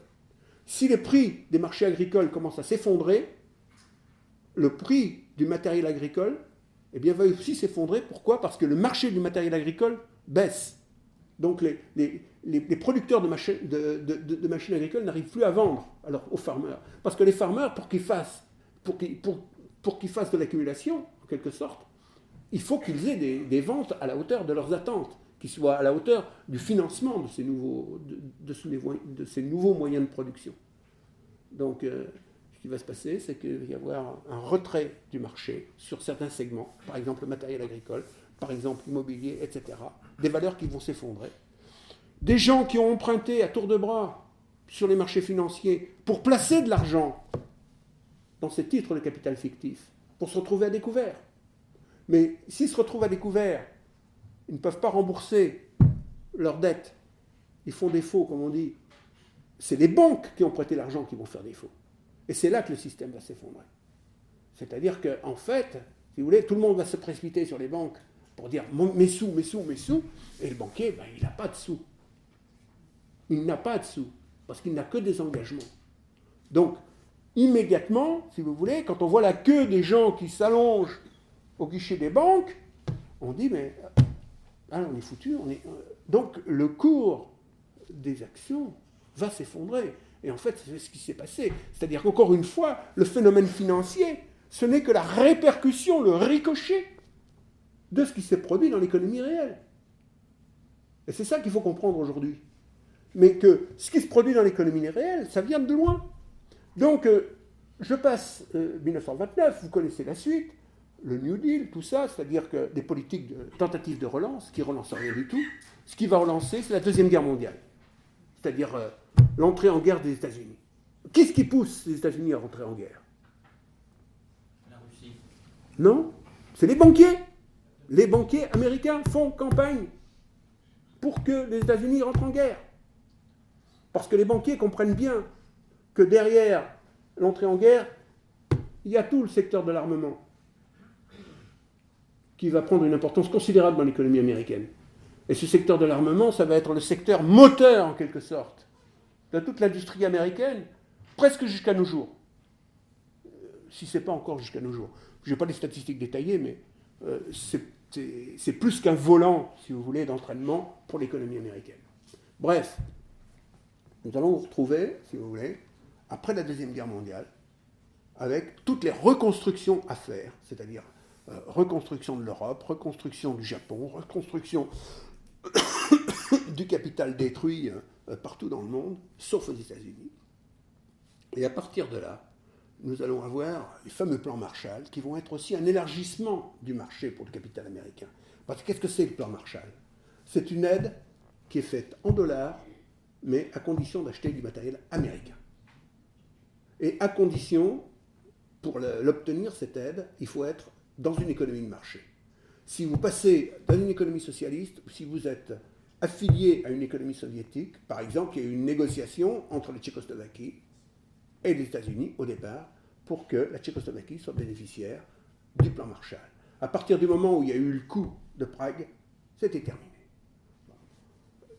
C'est de la géopolitique. Bon, c'est pas ici, initialement, mais c'est pour faire comprendre, si vous voulez, que le plan Marshall, ce n'était pas de la philanthropie. C'était des intérêts bien compris du capitalisme américain. Et donc, à partir de ce moment-là,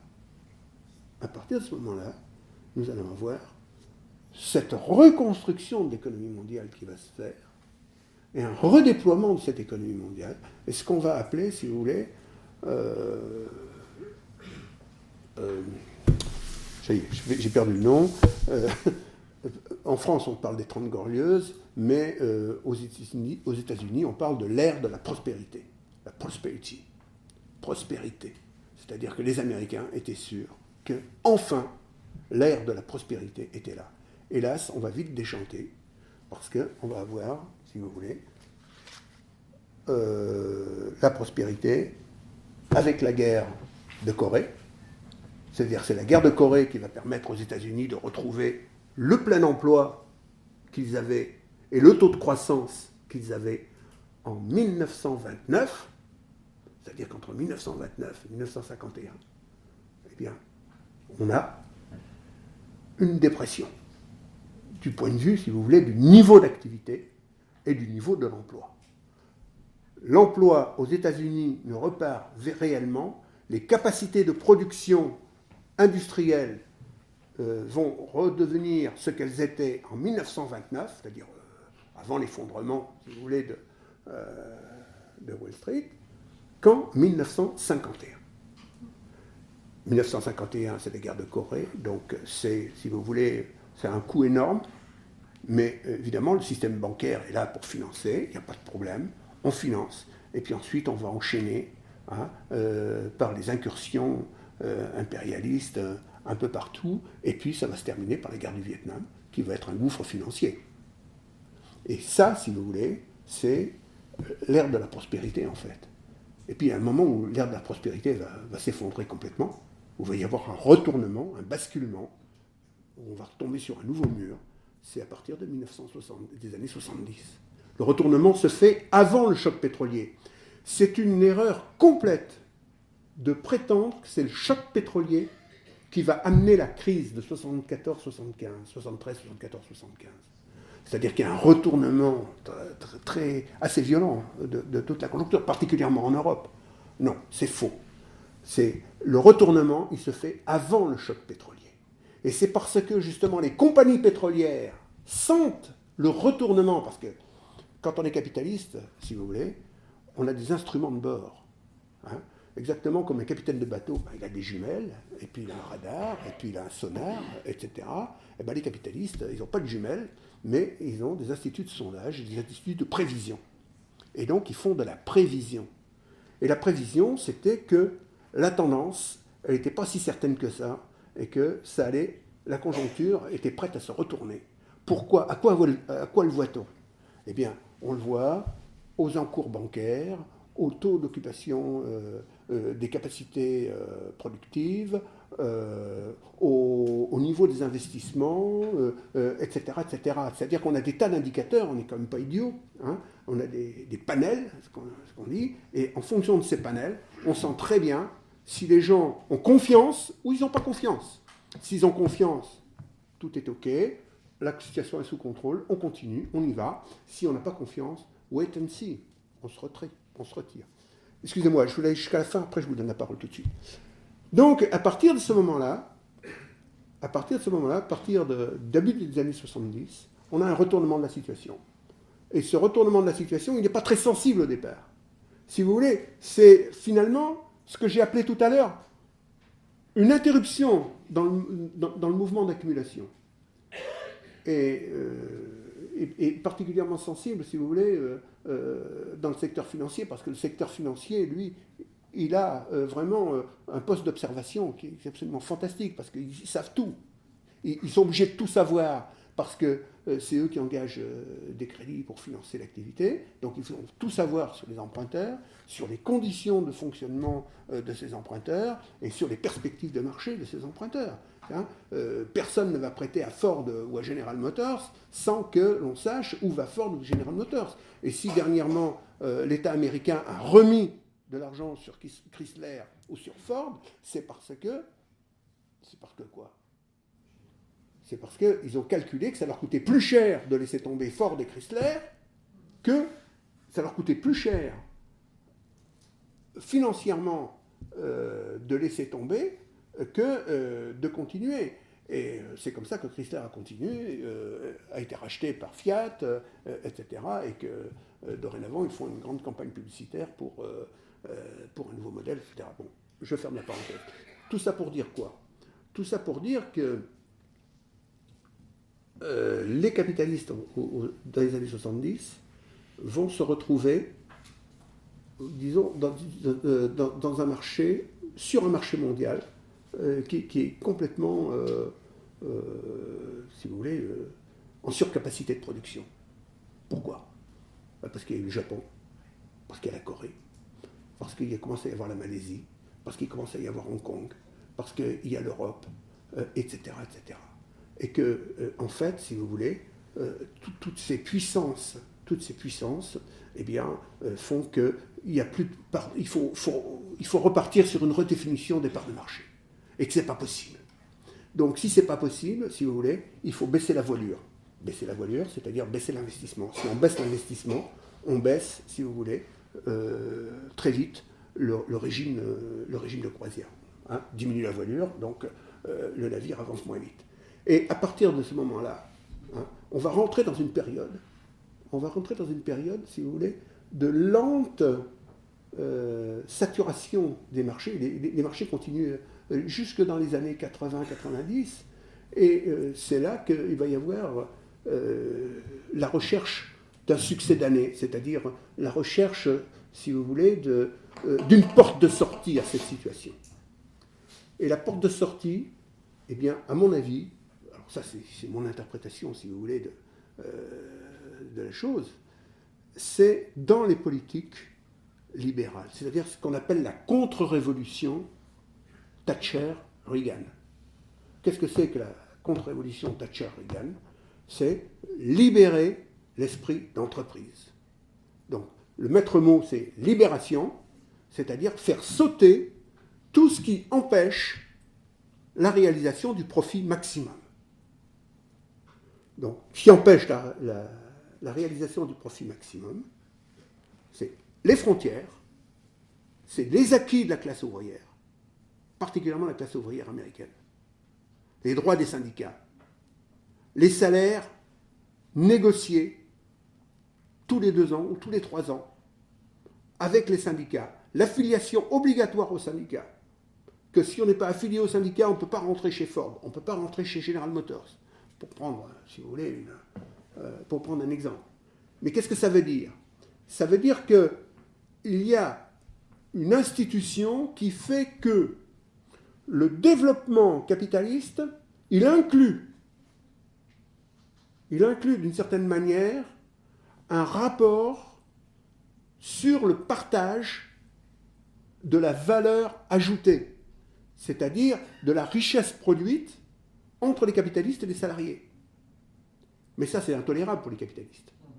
Dans un marché qui ne se développe pas, c'est intolérable. Donc, Reagan, il va faire aboutir, si vous voulez, il va formuler cet objectif. C'est ça qui va faire sa force, parce qu'il ne comprend rien à l'économie. Il est pire que Bush. Mais oui. C'est-à-dire qu'ils sont... bon, on a parlé de Ben Ali la semaine dernière, mais Reagan, c'est pire que Ben Ali, quoi. Bon, alors, à partir de là, c'est pas pour le dévaloriser, le pauvre homme, hein, mais c'est pour dire que, en fait, si vous voulez, derrière, il y a une idéologie qui est portée par un groupe social, qui est le groupe des patrons, des grands patrons, de la structure monopoliste et financière de l'État américain. Et disons que cette structure monopoliste et financière, c'est ce qu'on appelle le capital financier. C'est-à-dire, on répète à peu près ce qui s'est passé à la fin du 19e siècle dans les économies européennes, qui a commencé aussi à se passer aux États-Unis, mais là, il passe en plein, c'est-à-dire que le capital financier dicte sa politique aux politiques. Donc, ouverture des frontières, réduction des avantages aux salariés, enfin, disons, renégociation du contrat ou imposition d'un nouveau contrat de partage sur la plus-value. Et troisième volet, c'est libre circulation des capitaux. Qu'est-ce qu'il faut aux capitalistes? Il faut de l'argent pas cher. L'État américain va assurer que la Réserve fédérale va baisser ses taux et qu'on pourra se procurer du crédit à pas cher. Donc ça va, si vous voulez, faire illusion pendant un moment. C'est-à-dire que ça va relancer la machine, mais la machine, elle va se relancer, si vous voulez, surtout sur le plan, disons, elle va se relancer sur le plan de la restructuration du capital américain. C'est-à-dire que sur une quinzaine d'années, vous allez voir des entreprises américaines qui vont se délocaliser du nord des États-Unis vers les États du Sud, où les contrats de travail sont beaucoup moins chers, par exemple pour l'industrie automobile, pour une partie de l'aéronautique aussi. Hein. On va descendre de l'Iron Belt, hein, la ceinture de fer du nord américain, qui borde en quelque sorte les Grands Lacs et la frontière canadienne. Eh bien, on va la délocaliser dans le sud des États-Unis, une partie au Mexique, et puis ensuite on va descendre un peu plus bas, et pour finir, on va aller s'ouvrir la Chine et l'Inde. Alors là, les choses... donc, c'est-à-dire, qu'est-ce qu'on fait en faisant ça? On va mettre en concurrence, si vous voulez, les salariés américains avec les salariés chinois. Et ça va être un coup terrible. C'est-à-dire qu'en fait, si vous voulez, il va y avoir aux États-Unis, entre 1970 et 2005 à peu près, le pourcentage du produit intérieur brut qui est dévolu à la masse salariale, c'est-à-dire salaire plus cotisation sociale, va passer de 52%, 53%, je l'indique à un moment, à 45%, 46% exactement. Mais c'est astronomique comme baisse. Qu'est-ce que ça veut dire? Ça veut dire qu'on a redéfini tous les contrats de travail, qu'ils sont tous à la baisse, qu'on augmente le chômage et qu'on essaye de restaurer le profit des capitalistes. Et le profit des capitalistes, il va se faire à la fois sur la main-d'œuvre pas chère, plus la commande de production aux pays non développés, et particulièrement en Chine et en Asie. Et les deux réunis vont générer une masse de capitaux, et que cette masse de capitaux, elle va, si vous voulez, se constituer, en fait, elle va se constituer, s'organiser en structure organique, en quelque sorte. C'est-à-dire, cette structure organique, ça va être le crédit, l'assurance, et ce que les Américains appellent real estate, c'est-à-dire l'immobilier, le financement de l'immobilier plus exactement, et que ces trois secteurs vont être les secteurs qui vont partir en flèche dans l'économie américaine.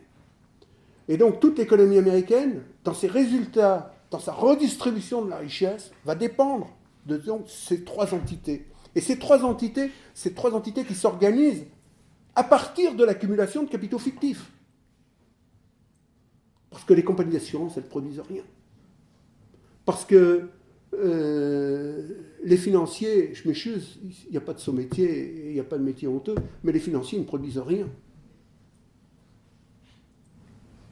Et que les promoteurs immobiliers ne produisent rien, sinon de la rente foncière, sur le prix des terrains. Mais qu'est-ce que c'est qu'un terrain? Un terrain, c'est un lieu dont l'utilité est de pouvoir supporter une construction, d'être exploité, etc. Bon, qu'il vaille 10 francs le mètre carré, 100 euros ou 10 000 euros, ou 100 000 euros comme le mètre carré à Paris, dans certains quartiers, ça n'a absolument aucune importance. Ce n'est pas de la valeur économique. C'est bien du capital fictif. Eh bien, les États-Unis vont vivre là-dessus. Et ils vont vivre doublement là-dessus. Parce qu'étant donné qu'ils réduisent le pouvoir d'achat, donc, si vous voulez, l'expansion de la demande, elle ne peut pas se faire par l'utilisation du pouvoir d'achat, puisque le pouvoir d'achat diminue. Donc, les financiers, ils ont trouvé la combine, ils vont pénétrer dans toutes les ramifications de la société américaine pour dire, à l'absence de pouvoir d'achat, faites pas de soucis, on est là pour vous aider, faites des crédits. Ça me rappelle quelque chose. Mais c'est comme ça que ça a marché. Et c'est comme ça, si vous voulez, qu'on arrive à la crise de 2007-2008, qu'on arrive à la crise des subprimes, et que la fameuse crise financière, on dit les États-Unis ont trop dépensé, sont trop dépensiers, les États-Unis ceci, les États-Unis... Ben non, les États-Unis, c'est la financiarisation de l'économie américaine, c'est-à-dire cette cristallisation, si vous voulez, du parasitisme financier, qui pompe une grande partie des énergies productives du pays, qui va se transformer en mur de l'argent.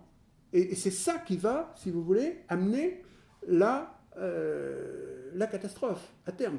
Bon, j'arrête là parce que je peux arrêter là, je peux continuer la prochaine fois parce que je n'ai pas tout dit, etc. Mais en fait, si vous voulez, j'ai essayé de vous dresser un panorama depuis l'accumulation de capital, comprendre que c'est de la production d'argent, que cette production d'argent, c'est de la production de moyens de production, mais en même temps, c'est une masse, elle met en œuvre une masse de capitaux fictifs énorme dans l'économie, et que là, on a une deuxième boîte de poupées gigognes, en quelque sorte, une boîte gigogne, c'est-à-dire que la première, c'est l'accumulation, la deuxième, c'est la transformation du capital fictif en capital financier, et la troisième, c'est la transformation du capital financier en financiarisation de l'économie. C'est-à-dire qu'une économie dont tous les ports ou toutes les activités sont déterminées, en fait, par ce qui se passe, par ce qui est commandité, ou par ce qui est organisé à partir de la finance. Et ça, il faut le comprendre, parce que la guerre d'Irak, pour prendre un exemple, les choix dans telle ou telle orientation de la politique militaire, les choix de telle ou telle orientation dans, par exemple, l'exploitation des ressources énergétiques. Pourquoi les États-Unis continuent-ils à extraire du charbon à tour de bras? Alors que, pourquoi les États-Unis refusent d'appliquer les accords internationaux sur la diminution des émissions de gaz carbonique? Est-ce que vous croyez que c'est parce qu'Obama, il pense que c'est pas important ou qu'il s'en fout? Non, absolument pas. Parce qu'il y a des lobbies. Il y a des lobbies dans l'économie américaine qui sont organisés autour de chaque question, avec des objectifs extrêmement précis. Il suffit de se mettre sur Internet, puis vous les voyez. Faites l'inventaire des objectifs du Tea Party, puisqu'on en parle beaucoup actuellement, eh bien vous allez voir. Les Tea Party, aujourd'hui, ils sont pour la réduction de la dette, pour la réduction de la dépense publique. Mais la réduction de la dette, c'est quoi? Eh bien, la réduction de la dette, c'est les mesures qui sont préconisées pour que Obama réduise d'1 000 milliards de dollars, en gros, les prestations sociales et les subventions aux organismes sociaux sur les 10 ans à venir. C'est-à-dire que 1 000 milliards de dollars, c'est 100 milliards de dollars par an à économiser sur ce qui va, en fait, une redistribution qui va aux plus démunis de la société américaine. Bon, c'est ça le programme. Le programme, c'est pas... mais par contre, les exemptions fiscales, elles continuent. Il n'est pas question de supprimer l'ISF. Pardon. Chez nous... Ah ouais, c'est un lapsus mortel. Normal, après 1h30. Chez nous, vous savez qu'il se fait une discussion sur la question de l'ISF, et que le président de la République vient de prendre position pour qu'il y ait suppression de l'ISF. Ben, aux États-Unis, l'administration Obama est en train de passer un deal avec la fraction conservatrice du Congrès et la Chambre des représentants, où les conservateurs sont majoritaires, pour justement proroger pour plusieurs années l'exemption fiscale à partir d'un certain niveau de revenu, ou si vous voulez, la diminution des taux d'imposition pour les revenus les plus élevés jusqu'à un certain taux. Donc, ça veut bien dire ce que ça veut dire, c'est-à-dire que rien ne se fait au hasard, et que si vous n'avez pas des clés de lecture, si vous voulez, qui vous permettent de comprendre comment le capital se reproduit, eh bien, vous êtes dans le brouillard. Et aujourd'hui, effectivement, la plupart des journalistes, je pense qu'ils ne sont pas méchants, ils ne sont pas, si vous voulez, ce ne sont pas des falsificateurs de la réalité. Mais j'aimerais bien discuter avec eux pour voir ces conférences, leur faire quelques conférences sur cette question, de façon à ce qu'ils comprennent enfin ce que c'est que la réalité, si vous voulez, du processus qui mène le capitalisme à ses limites, et que de ces limites découle justement cette situation de crise, qui est encore une situation de crise à venir pour de longues années, certainement, à moins que. Voilà, alors c'est le moins que qui, justement, devient important et intéressant aujourd'hui. Voilà, je vous remercie. Alors.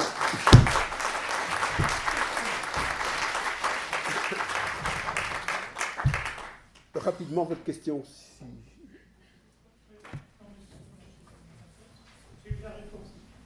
Ah bon, j'ai déjà répondu, c'est bon.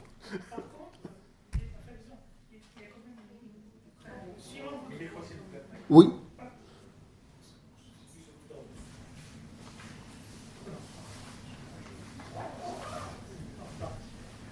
Par rapport aux propos que vous avez tenus, finalement, le pouvoir politique ne peut plus rien contre la finance. Absolument. Je suis formel. Comment on fait pour C'est la finance qui propose, hein, et c'est même pas le pouvoir politique qui dispose. Hein.